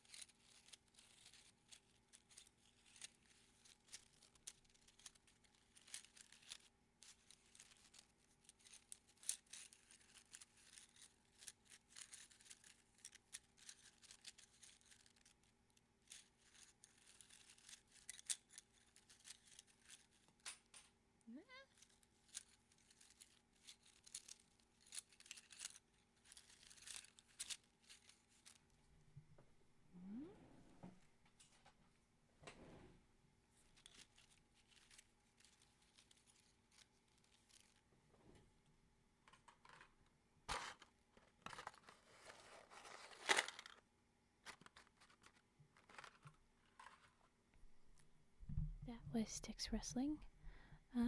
Sorry I don't have a command for head pats. I should get that one done. Should write that down. Head pat command. Go ahead and lurk, Natsu. Vetster will do it visually for us, lol. Well, Bratty, that's supposed to be a trigger word. Redeem. But, okay. I'm a microwave. Beep, beep, beep, beep, beep, beep. Good night, Natsu. Good night. Alright, we had chain next. Let's move along to the chain. Hold on.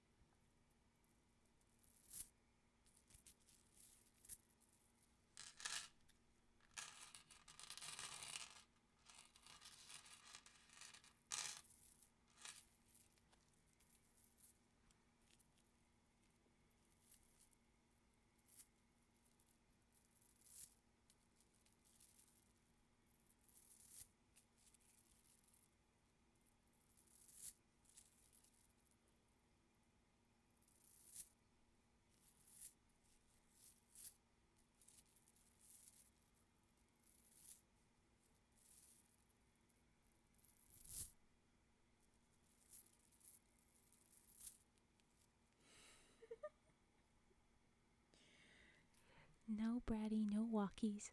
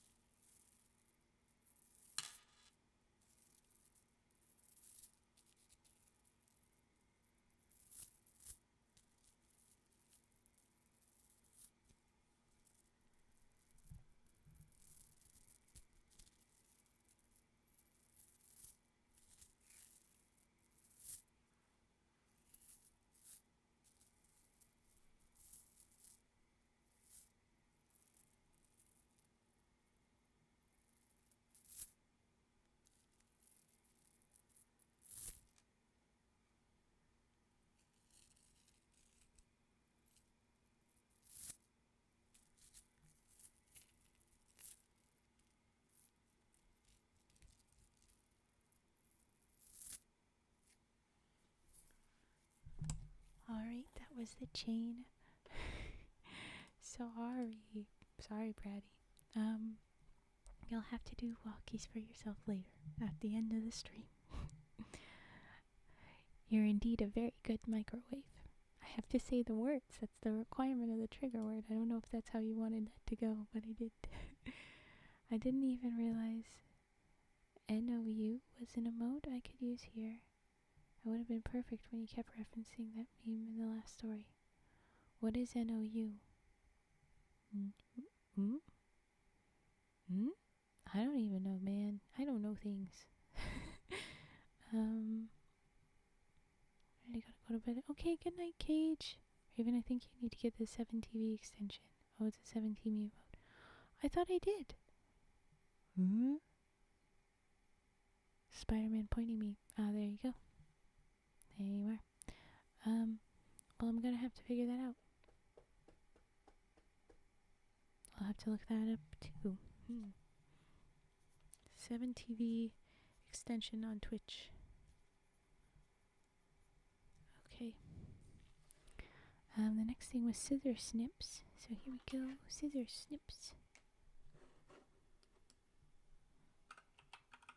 But yes, go ahead. Good night, Cage Nightwind. I have it enabled. See it on screen chat. So I can see them. I see what you mean, finally. I see it in the images. I don't see it in the chat. Aha. To be integrated on the... I'll have to figure that out. Damn. Sorry, Bratty. Good night, Cage. Sleep well. Send love to Cage. Okay. Scissor snips. Scissors.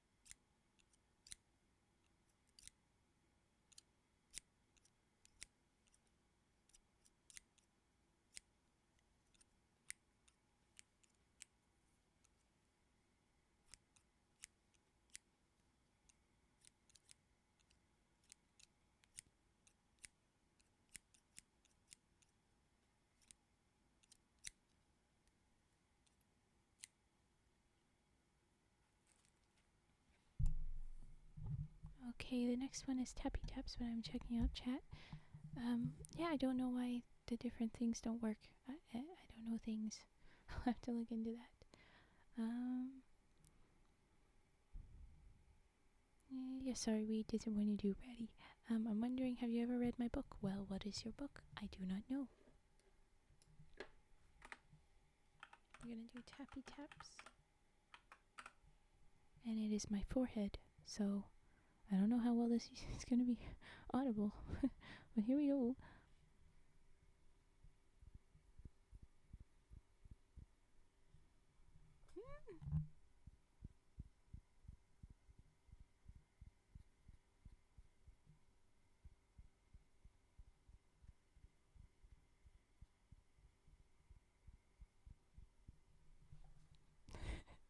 It's very, very quiet.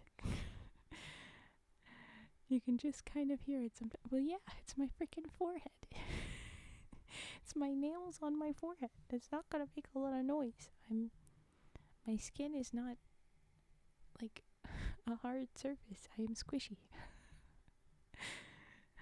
Oh, yes. Okay, so an ad is going to start. I'm going to run an ad. I'm sorry. We go. I recommend you use your whole finger. Okay. That was louder, wasn't it? Okay. Yeah, I don't know. My brain did what it brained, okay? And when they're back from their ad, I will make the whole sound for them. I'm sorry. What is the Call of Cthulhu? I don't think I have. I definitely haven't read it, but ooh, tell us more about it. um. Oh yeah, I wanted to get a bit of water first.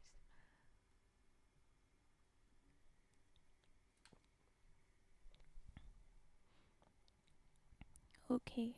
And by the way, we had fairly short stories, but since we've had lots in between, I don't know if we're gonna get around more than one more story. Just FYI, I don't think we'll do more than one story. One story more. Where did you thought my name came from? Cthulhu, there's plenty of stories referencing Cthulhu. I know that just fine. I just haven't read the frickin' book. And you said my book. Do you mean you wrote it? You said you wrote a different thing.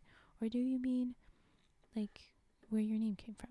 Because I haven't read either. But yeah, we're going to try to forehead tappy taps it one more time. Okay, so, well, yeah, I do know Lovecraft. Don't worry about it. We're going to do taps. We're going to see if this works this time.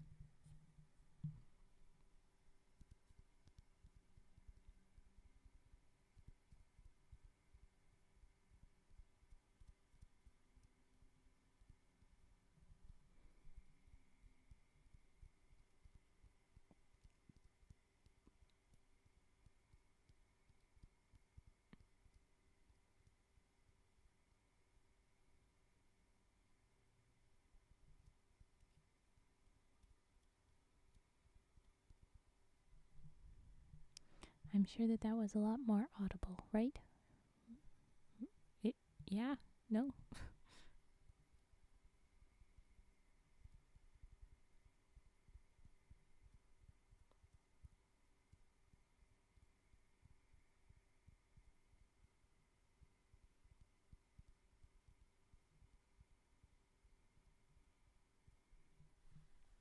I hope you could hear it. I tried. But okay, that's tappy taps on my forehead. Because it's all spaced out. Thank you for that, Redeem. I do write, but I haven't published any of my stories. That's fair. I mean, we'll get wherever we get with those, our stuffs. Okay, what was my brain? It was not in my head, that is true. Okay, I believe we're gonna move on to the next story. If that is all good, if we don't have any more requests. No?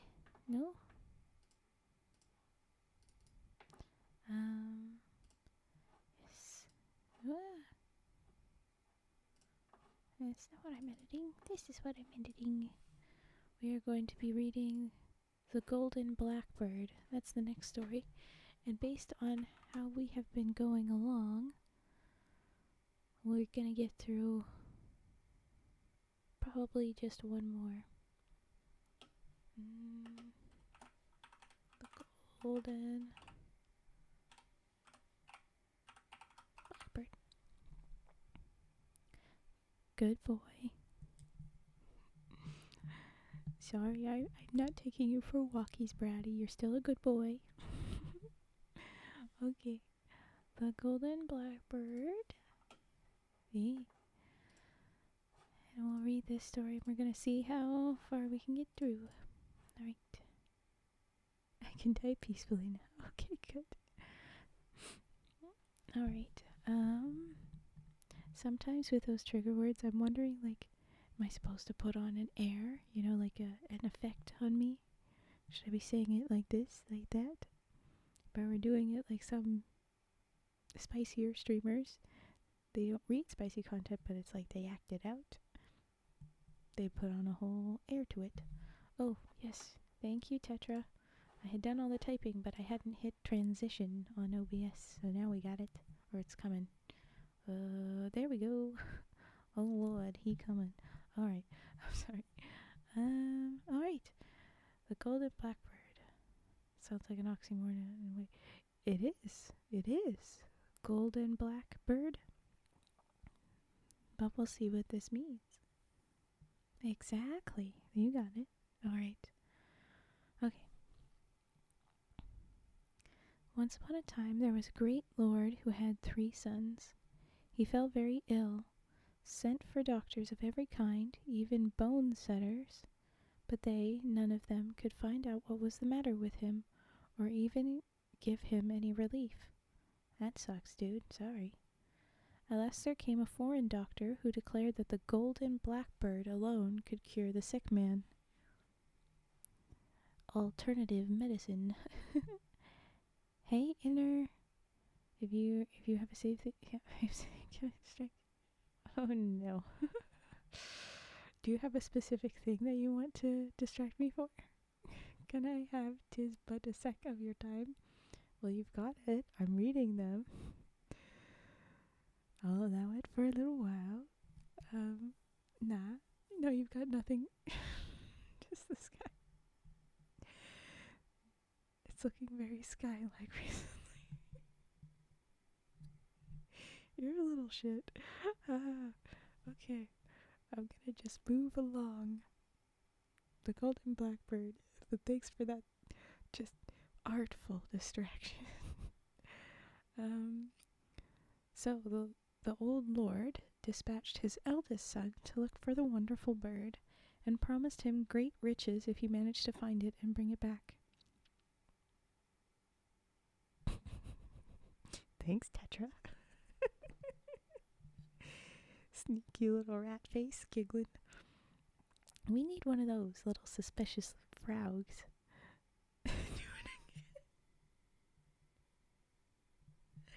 Did you see the slap fight earlier, Inner? Tetra, you're gonna have to do both the bonk and the slap. Just do it. We're gonna have to wait.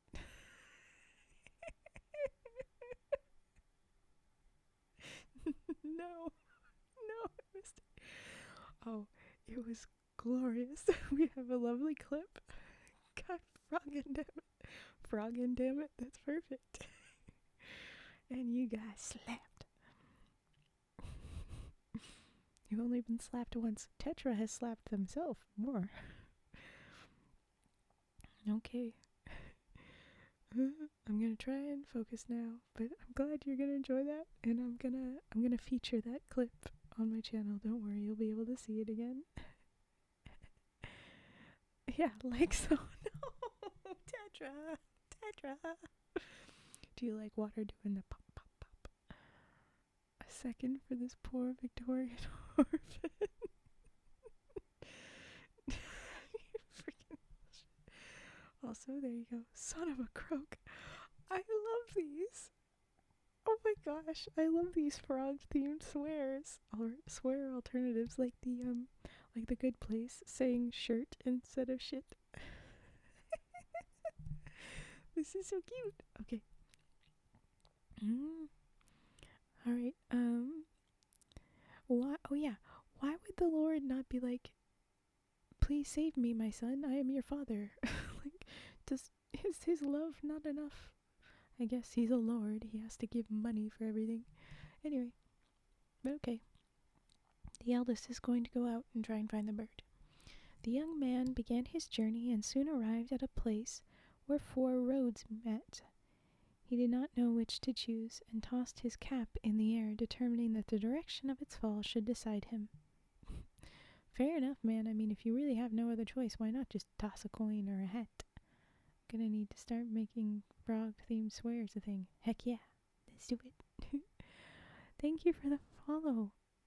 I'm not sure if I should say Rumel, Ro-Omel, or your name is just the eyes. You know, the one long eye, the one short eye meme. Anyway, thank you for the frog sucker. Listen here, you frog sucker. Son of a croak. I love it. Alright, so he let that decide where he should go. After traveling for 2 or 3 days, He grew tired of walking without knowing where or how long, and he stopped at an inn which was filled with merrymakers, and ordered something to eat and drink. "My faith," said he, "it is sheer folly to waste more time hunting for this bird. My father is old, and if he dies, I shall inherit his goods." I mean, yeah, that's the logical thing. Can I have a slap fight asking for a friend? You two go at it. I'll completely ignore the chat if I know that you're about to start a slap fight, because I'll lose where people are chatting versus people are slapping, but enjoy yourselves. The old man, after waiting patiently for some time, sent his second son to seek the Golden Blackbird. So this old man, he's like, I don't know if he failed or he gave up, but hey, how about the next son? You go and do shit. The youth took the same direction as his brother, and when he came to the crossroads, he too tossed up which road he should take. The cap fell in the same place as before, and he walked on till he came to the spot where his brother had halted.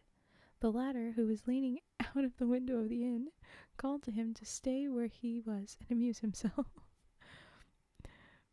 If only they had sent them in the other directions, but okay. People in these stories just so flippant with their kids. Yeah, really. Yeah. Hey, do you like water? Get in on that slap bite. Hey, hey, hey, hey. You are right, replied the youth, the second son. Who knows if I should ever find the Golden Blackbird, even if I sought the whole world through for it. At the worst, if the old man dies, we shall have his property. He entered the inn, and the two brothers made merry and feasted, till very soon their money was all spent.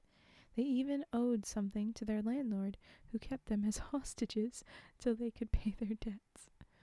Alrighty. The youngest son set forth in his turn, and he arrived at the place where his brothers were still prisoners. So no one could pick a better place? Hop and Tadpole. I like it. I like it.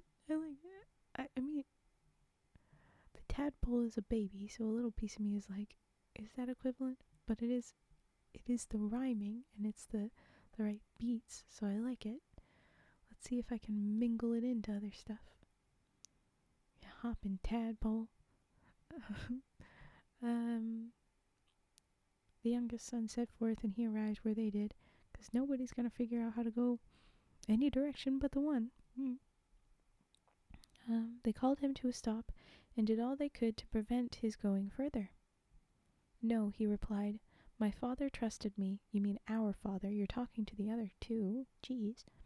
And I will go all over the world till I find the Golden Blackbird. Bah, bah, said his brothers. You will never succeed any better than we did. Let him die if he wants to. Obviously he doesn't want to, you dumbass. Oh my god. You freaking tadpole. Sorry. We cooking tonight, boys. I'm on the bed. Oh my gosh, you too. Okay. Anyway, so he says he won't. If he wants to die, we will divide the property. He didn't want. Anyway, as he went his way, he met a little hare who stopped to look at him and asked, Where are you going, my friend? I really don't quite know, answered he. My father is ill, and he cannot be cured unless I bring him back the Golden Blackbird. It is a long time since I set out, but no one can tell me where to find it. Ah, said the hare, you have a long way to go yet.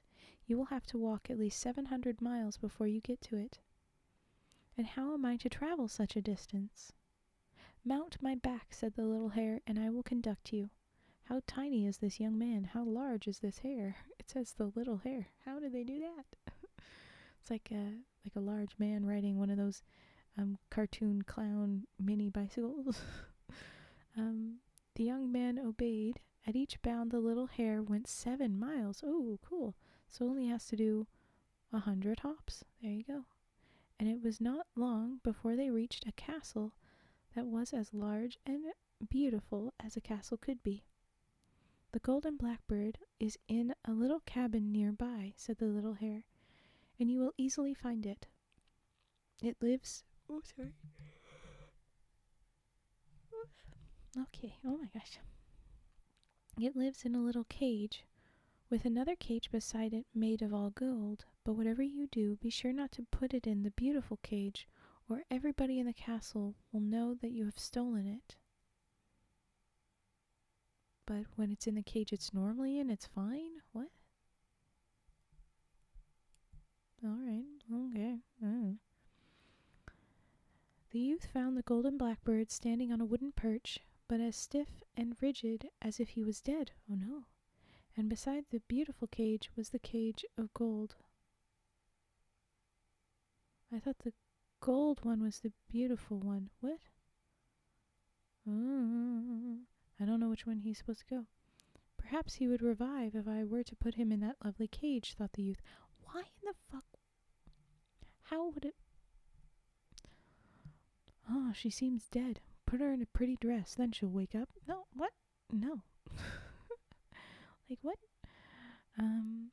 That moment, the moment the golden bird had touched the bars of the splendid cage, he awoke and began to whistle, so that all the servants of the castle ran to see what was the matter, saying that he was a thief and must be put in prison. See, there you go. No, he answered, I am not a thief. If I have taken the golden blackbird, it is only that it may cure my father who is ill. That's still thieving. Good motive, still thieving. They are not wrong. You were still fair to do it, but they are not wrong. And I have traveled more than 700 miles in order to find it. Yeah, but you didn't do the walking. Oh, thank you for the follow. Umarun727. Ooh, thank you. Where was I?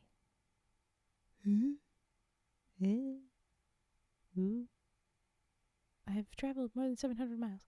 Oh, well, they replied, we will let you go, and we will even give you the golden bird, if you are able to bring us the porcelain maiden. What a freaking... fine, okay, good reason, but you gotta bring us something. Dude's just... Nothing keeps him from just leaving, but okay, alrighty. The youth departed, weeping, and met the little hare, who was munching wild thyme. What are you crying for, my friend? Asked the hare. It is because, he answered, I imagine like through sniffles, it is because, the castle people will not allow me to carry off the golden blackbird without giving them the porcelain maiden in exchange. You have not followed my advice, said the little hare, and you have put the golden bird into the fine cage. Alas, yes. Don't despair. The porcelain maiden is a young girl, beautiful as Venus, who dwells 200... Get out of here, ad block. We're trying to make me buy shit. I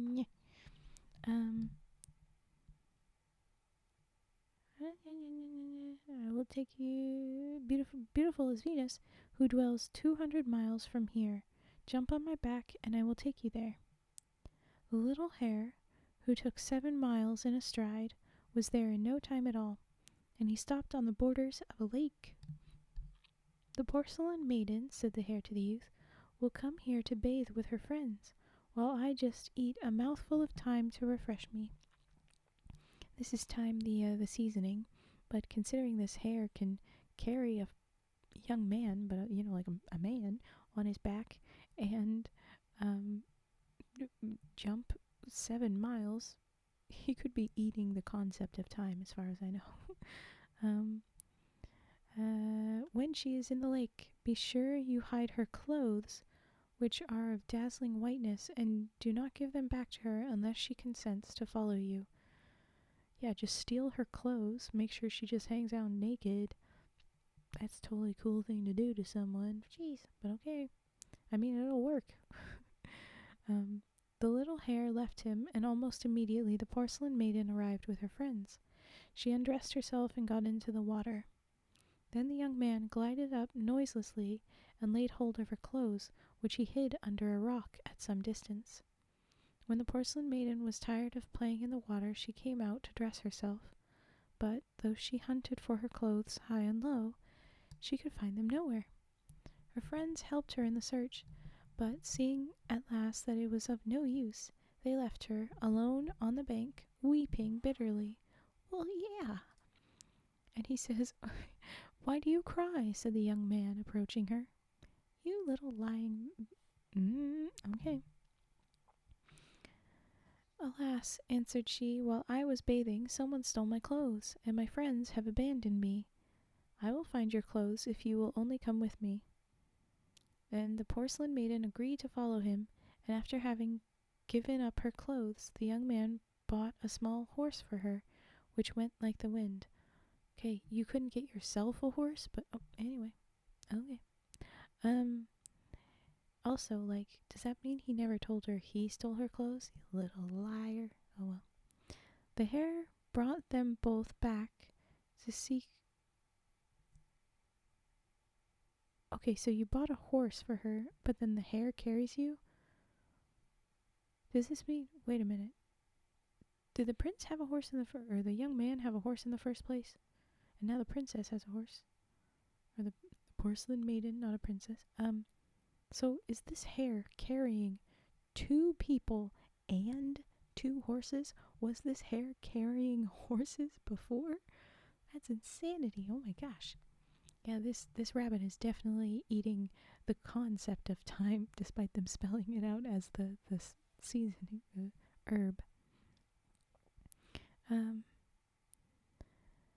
Okay, so they brought them back to seek for the Golden Blackbird, and when they drew near to the castle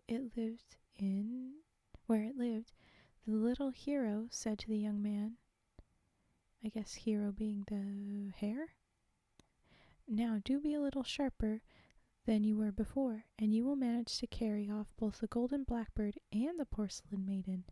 Does she not hear this? "Take the golden cage in one hand, and leave the bird in the old cage where he is, and bring that away too. So take both cages and leave." The little hare then vanished. The youth did as he was bid, and the castle servants never noticed that he was carrying off the golden bird. When he reached the inn where his brothers were detained... Wait, so then why even get the porcelain maiden? Could we not have just waited a couple days or waited a day and then gone and done that? I don't... Okay, whatever. Fine. When he reached the inn where his brothers were detained, he delivered them by paying their debt. They set out all together, but as the 2 elder brothers were jealous of the success of the youngest, they took the opportunity as they were passing by the shores of a lake to throw themselves upon him, seize the golden bird, and fling him in the water. Then they continued their journey, taking with them the porcelain maiden, in firm belief that their brother was drowned. So they kill their brother, as far as they're aware. They steal this woman. She has no no agency at all, before or now. And they take the bird. But okay. But happily he had snatched in a falling at a tuft of rushes. Okay. And called loudly for help. The little hare came rushing to him and said, "Take hold of my leg and pull yourself out of the water. Strong frickin' rabbit."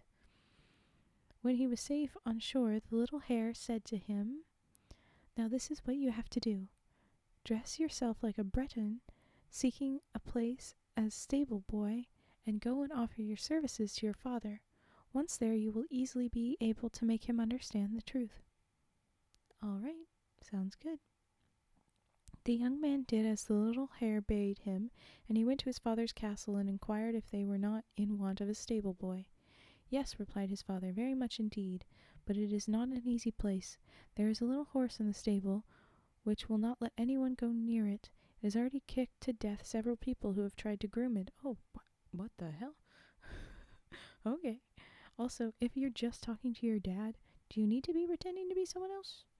Maybe if the brothers had seen him, but as far as we know, the brothers aren't around yet. I don't know. Okay. "I will undertake to groom it," said the youth. "I never saw the horse I was afraid of yet."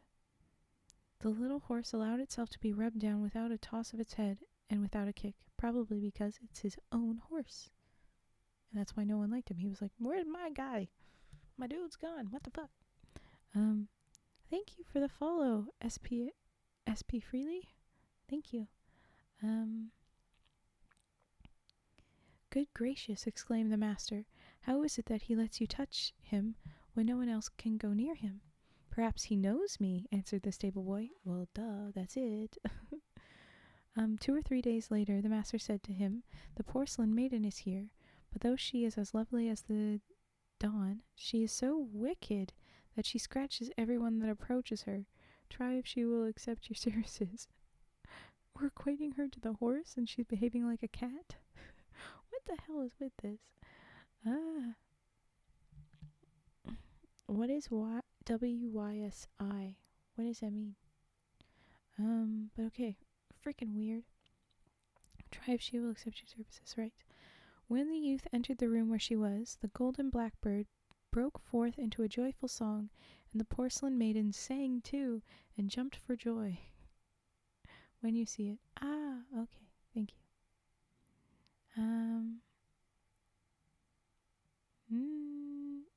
Okay. So everybody's singing now. Good gracious, cried the master. The porcelain maiden and the Golden Blackbird know you too?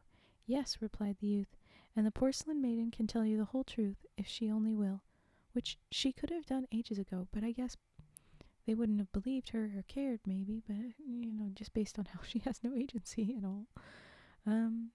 Then she told all that had happened, and how she had consented to follow the young man who had captured the Golden Blackbird. Yes, added the youth, I delivered my brothers who were kept prisoners in an inn, and as a reward they threw me into a lake, so I disguised myself and came here in order to prove the truth to you. So the old lord embraced his son and promised that he So he promised that he should inherit all his possessions, and he put to death the elder ones who had deceived him and tried to slay their own brother. I mean, on the one hand, excessive. On the other hand, they did try to kill his brother. Anyway, the young man married the porcelain maiden and had a splendid wedding feast. The end. Alrighty. Okay. What a story. Oh my gosh. Thank you for the follow, Arrow Surf. Welcome. These fairy tales, they have such strange logic so many times. But alright, that was the Golden Blackbird. Writing it down to keep track. We were an hour and a half away from 4 hours. Smidge.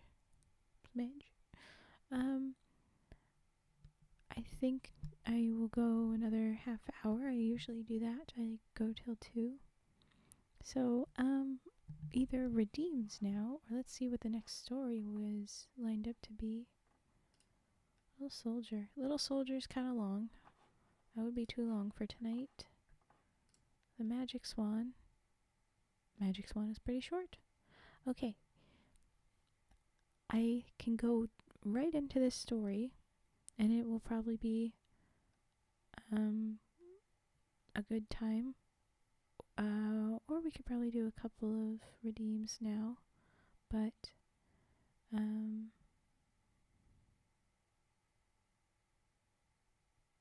yeah.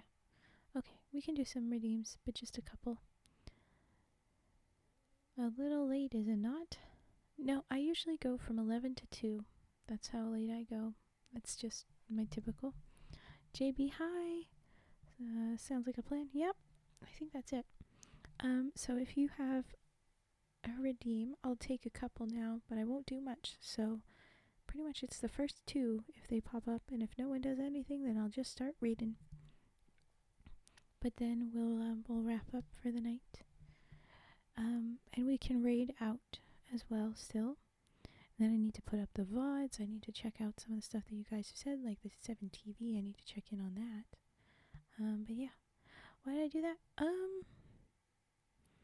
I wanted to do something in like the afternoon and then something later with a break in between. And that kind of lined up like that. That would work best in that way. Okay, so that's good for redeems probably, but thank you very much. Page ruffling, humming, and tin in a plastic jar. I will do those. Just kind of how that went. And I might change my timings eventually, but yeah, this is what I've got. I wanted to be able to do 2 streams with a bit of a break in between. So that's why. And not start too early, but make sure that I had people show up. So, okay. Whew. If you guys would recommend better times and enough of you would show up, then I might change times. But for now, this is what I got. Let's go. Page ruffling. All right.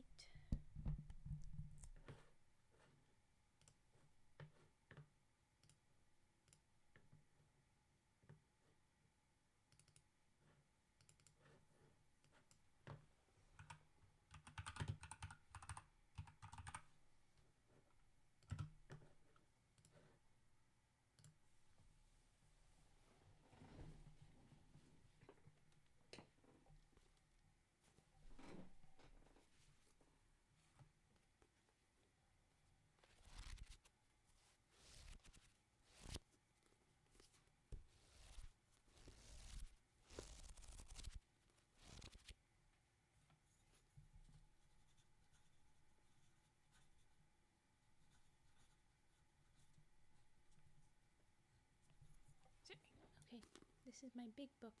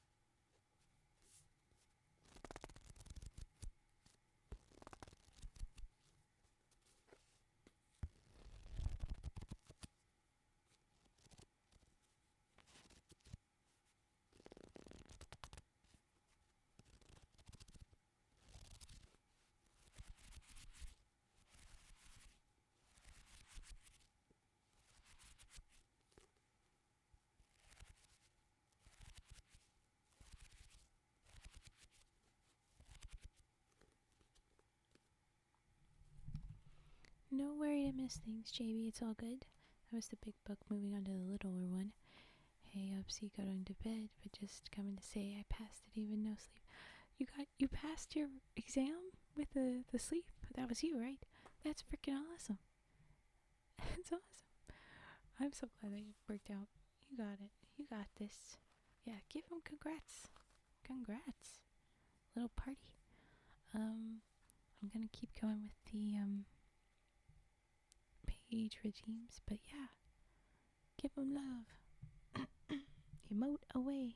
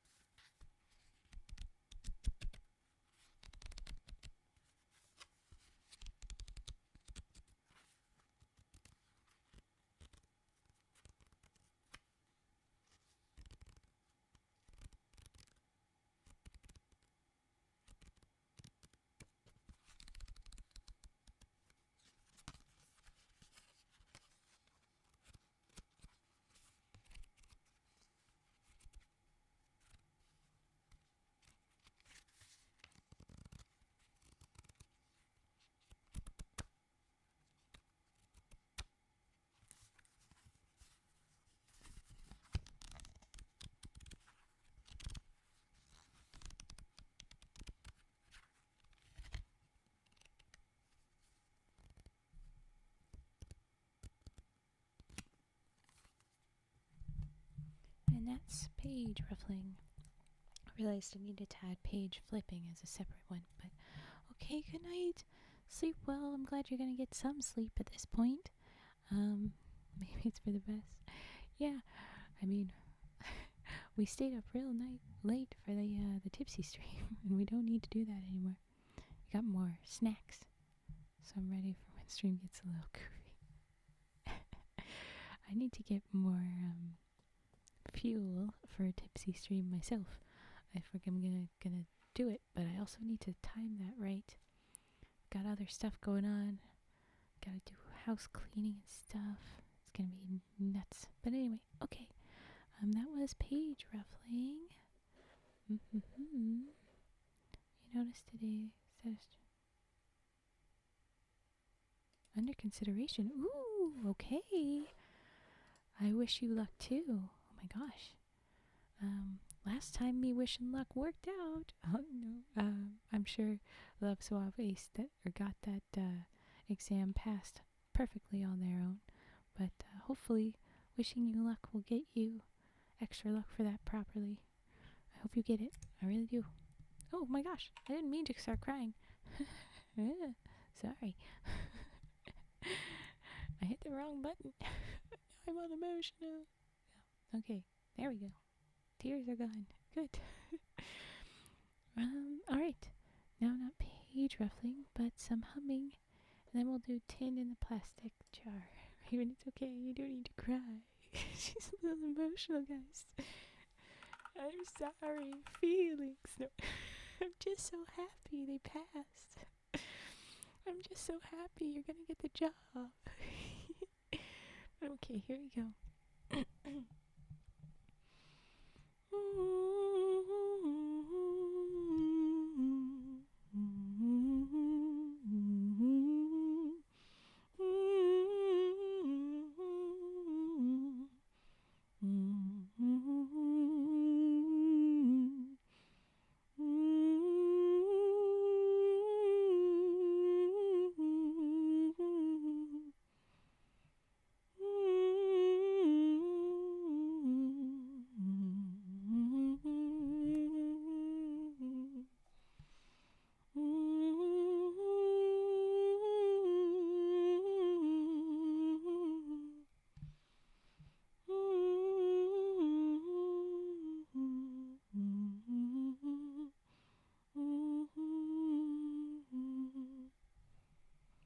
Yes, that's for Elise. I do for Elise lots.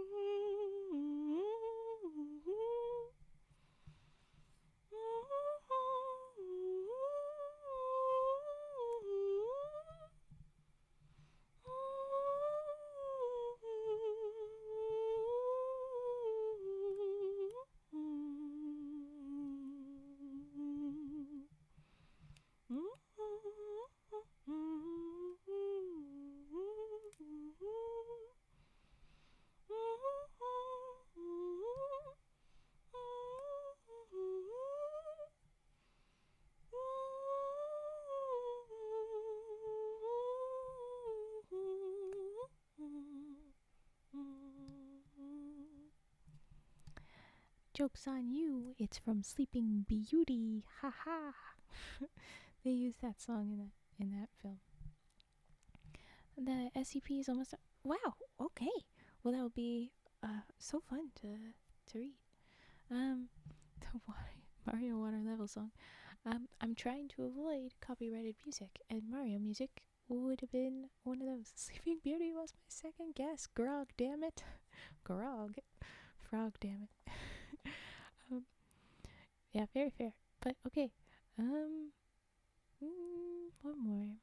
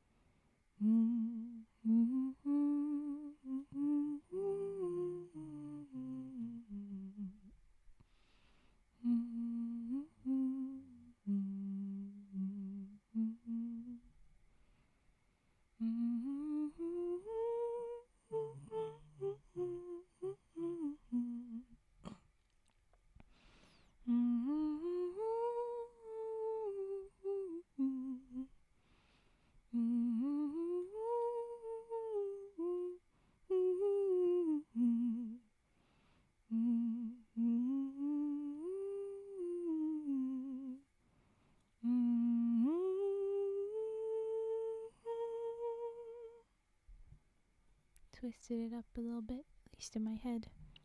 The lyrics weren't matching up, but I think the tune was still fine. Thanks for the follow, McFadden. Why can I imagine you combing someone's hair on a green spring fairy with flowers under the snow shadow of a tree while you hum? I mean, I haven't done that specifically, but you know, I would. I would. Alright.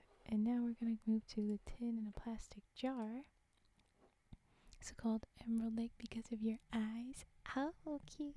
Thank you. No, it's just the lake that is called Emerald Lake. Old names typically named such because it's like, ooh, that'd be very green. You know what else is green? That.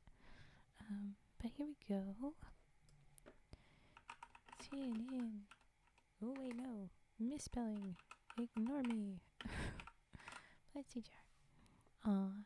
I was thinking in a Victorian era house near a window in either a bedroom next to a mirror or in the dining room. And that works too. I can see a whole bunch of them.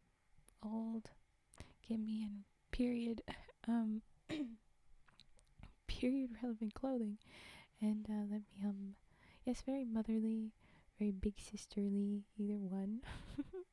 I'm not currently a mother, so it's a bit much, but yeah, motherly. Femininely protective, yeah. Safe, yeah. Ooh. Okay, tin in the plastic jar.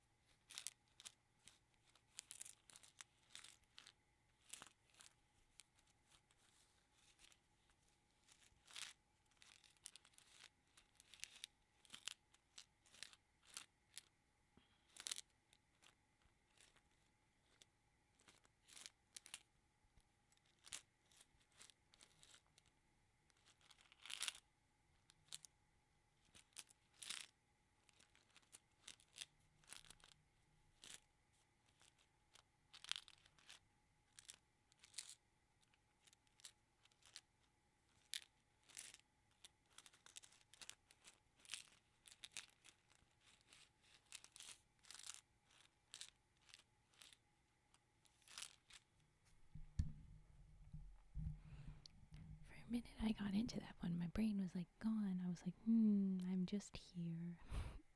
So I hope you guys felt that too. Looking at the femininely protective, yeah, as opposed to masculinely protective, which can be a little bit sometimes, like owning, whereas femininely protective is usually not as owning. Usually, not always. I am a mother. 257 kids for that matter. 269. I have 69 again. Like 24 hours ago, a little over that, like 30 hours ago or something, I was making jokes about getting to 169, and here I am already at 269. This is nuts. We're just growing speedy all of a sudden. But okay, yeah, I'll adopt all of you. By joining stream, you sign the papers, or more like following. But yeah. We almost hit 300 like the Spartans. Yes, my Spartan Frau army. Oh, that's a fun fact. And let's count them. Is that the red blood cells or us? Either way, yeah, you're gonna be counting for a bit, Tetra.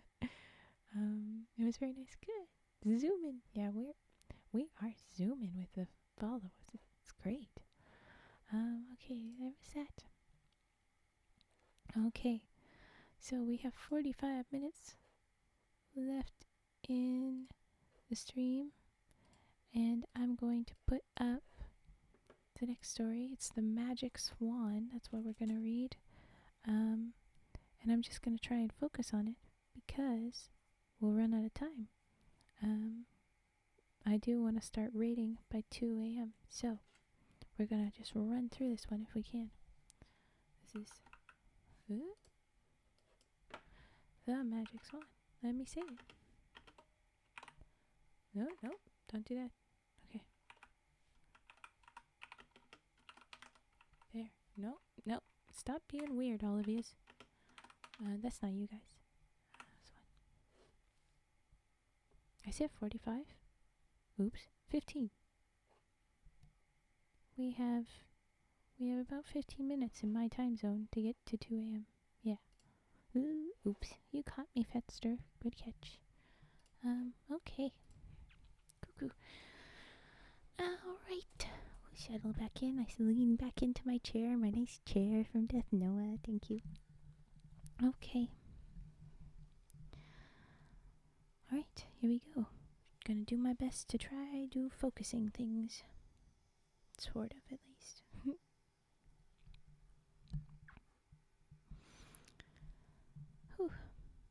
There were once upon a time 3 brothers. Oh, this again. There's always 3 brothers.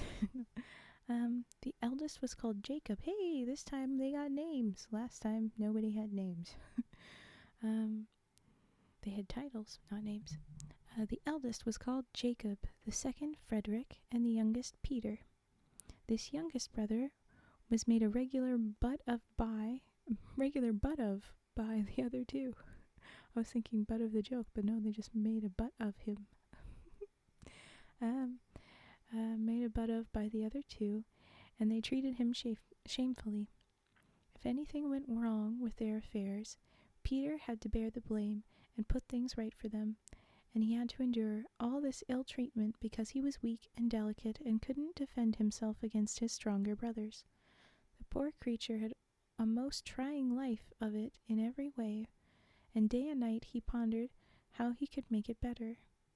One day, when he was in the wood gathering sticks and crying bitterly, a little old woman came up to him and asked him what was the matter, and he told her all his troubles.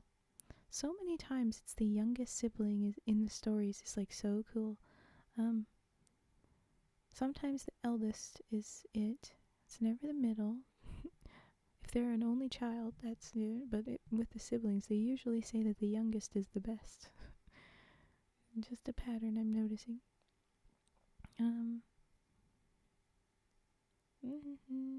Where was I? Pondered how he could make it better. One day when he was in the wood gathering sticks, crying bitterly, a little old woman came up to him and asked him what was the matter, and he told her all his troubles. "Come, my good youth," said the old dame, when he had finished his tale of woe. "Isn't the world wide enough? Why don't you set out and try your fortune somewhere else?" Peter took her words to heart and left his father's house early one morning to try his fortune in the wide world, as the old woman had advised him. But he felt very bitterly parting from the home where he had been born, and where he had at least passed a short but happy childhood, and sitting down on a hill he gazed once more fondly at his native place. Suddenly the little old woman stood before him, and tapping him on the shoulder said, "So far, good, my boy, but what do you mean to do now?" Peter was at a loss what to answer. So far he had always thought that fortune would drop into his mouth like a ripe cherry. The old woman, who guessed his thoughts, laughed kindly and said, "I'll tell you what you must do, for I've taken a fancy to you, and I'm sure you won't forget me when you've made your fortune." Peter promised faithfully he wouldn't, and the old woman continued, "This evening at sunset, go to yonder pear tree which you see growing at the crossroads. Underneath it you will find a man lying asleep, and a beautiful large swan will be fastened to the tree close to him. You must be careful not to waken the man, but you must unfasten the swan and take it away with you. You will find that every one will fall in love with this beautiful plumage, and you must allow anyone who likes to pull out a feather. Unfasten the swan, yes.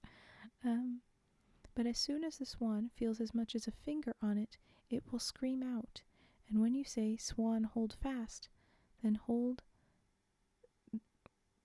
you must say, 'Swan, hold fast.' Then the hand of the person who has touched the bird will be held as in a vice, and nothing will set it free unless you touch it with this little stick, which I will make you a present of. When you have captured a whole lot of people this way, lead your train straight on with you. You will come to a big town where a princess lives who has never been known to laugh. If you can only make her laugh, your fortune is made. Then I beg you won't forget your old friend." The swan being grasped and the princess not laughing, both of these sound very familiar, but I know we haven't read something quite in this way, so if this is the same as something else, or this is like taken and remade out of another story, at least it is different, but I know we read something very similar to this. Peter promised faithfully he wouldn't. Again. Oh no, wait, okay. I beg you won't forget your old friend. Peter promised again that he wouldn't, and at sunset he went to the tree the old woman had mentioned. The man lay there fast asleep, and a large beautiful swan was fastened to the tree beside him by a red cord. Peter loosed the bird and led it away with him without disturbing the bird's master. He walked on with the swan for some time and came at last to a building yard where some men were busily at work. They were all lost in admiration of the bird's beautiful plumage, and one forward youth, who was covered with clay from head to foot, called out, "Oh, if I'd only one of those feathers, how happy I should be." "Pull one out then," said Peter kindly, and the youth seized one from the bird's tail. Instantly the swan screamed, and Peter called out, "Swan, hold fast." And do what he could, the poor youth couldn't get his hand away. The more he howled, the more the others laughed, till the girl who had been washing clothes in the neighboring stream hurried up to see what was the matter. When she saw the poor boy fastened to the swan, she felt so sorry for him that she stretched out her hand to free him. The bird screamed. "Swan, hold fast," called out Peter, and the girl was caught too. Kind of sound like the inverse of last night's story, where the lady couldn't love, but she could laugh. Oh yeah, that part is an inverse of that. That's cute. But I swear that there's something about a bird that as soon as you touched it, you were stuck to it. And then there was a whole train of people. It didn't work quite like this one, of course, but it was something like that. And then there was another girl that they had to, like, if you can make her laugh, you'll get her. But it was like, anyway, okay.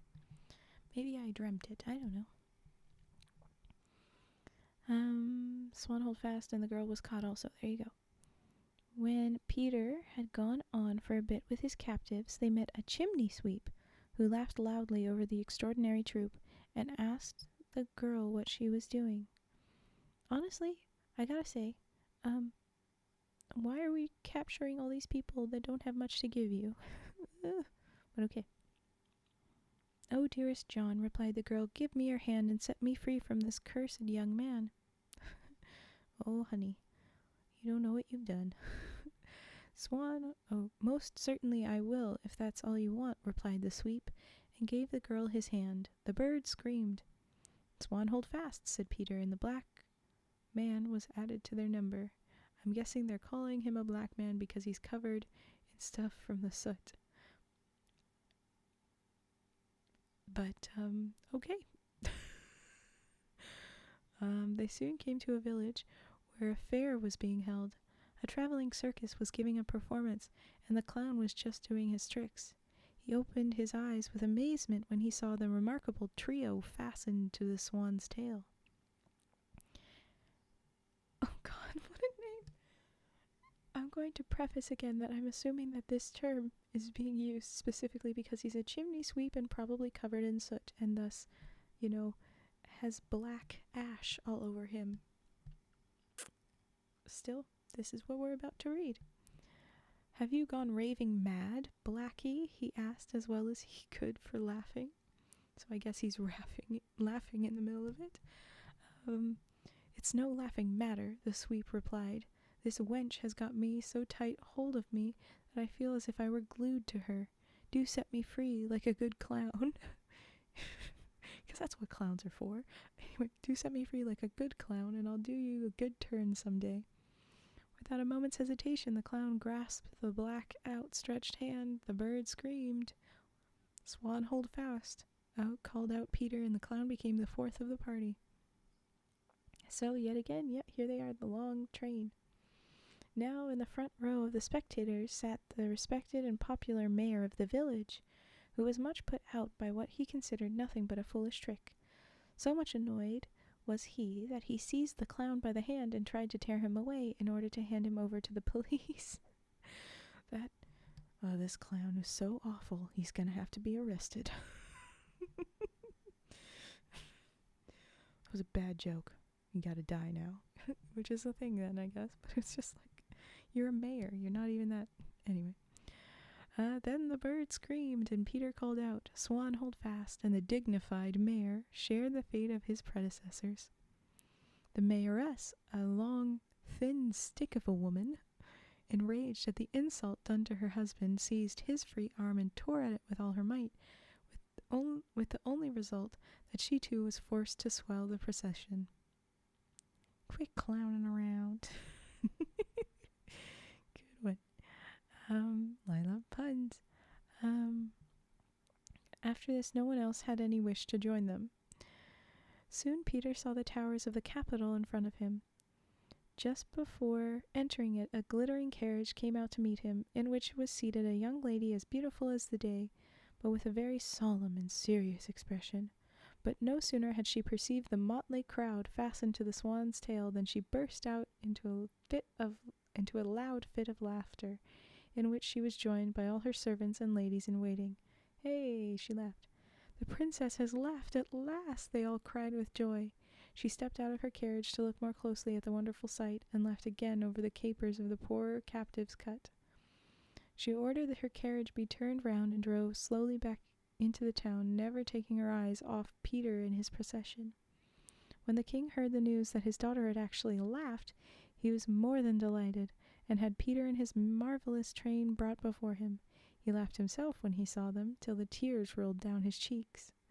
My good friend, he said to Peter, do you know what I promised the person who succeeded in making the princess laugh? No, I don't, said Peter. Then I'll tell you, answered the king. 1,000 gold crowns or a piece of land. Which will you choose? I'm kind of wanting it to have been a joke where he said, I was going to promise them that exact fucking goose. You have no idea. But no. Peter decided in favor of the land.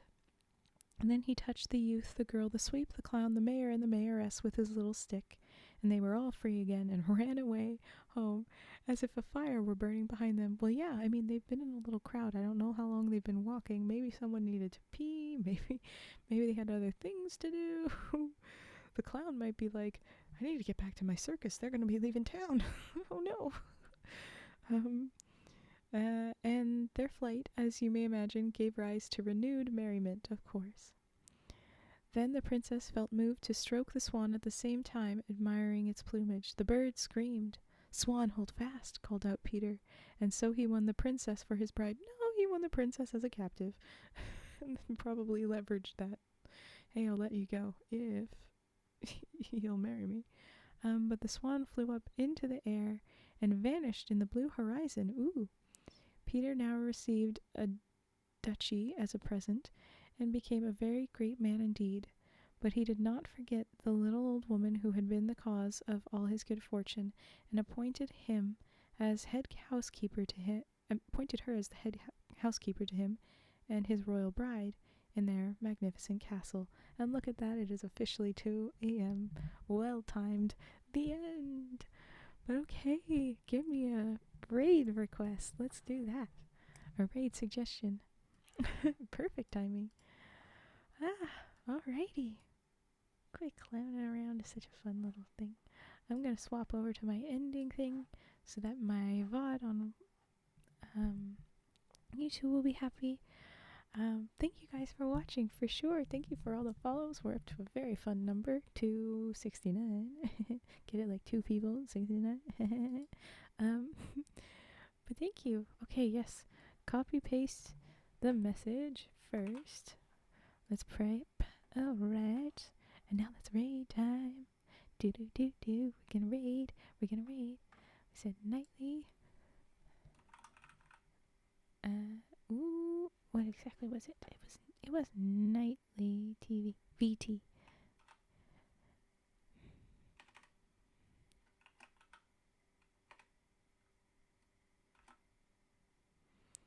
Oh, that's because I'm not spelling it right. Nightly. There we go. Okay, we're popping over here. I'm gonna drop in. Oh, it looks like it's a 3-month anniversary or something. Alright. Let's go. We're gonna raid.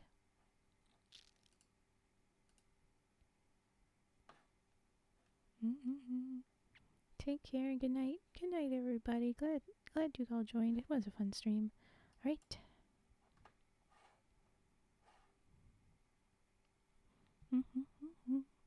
And we're straight in. And okay, got it. Let me in. Frog raid. Cozy frog raid.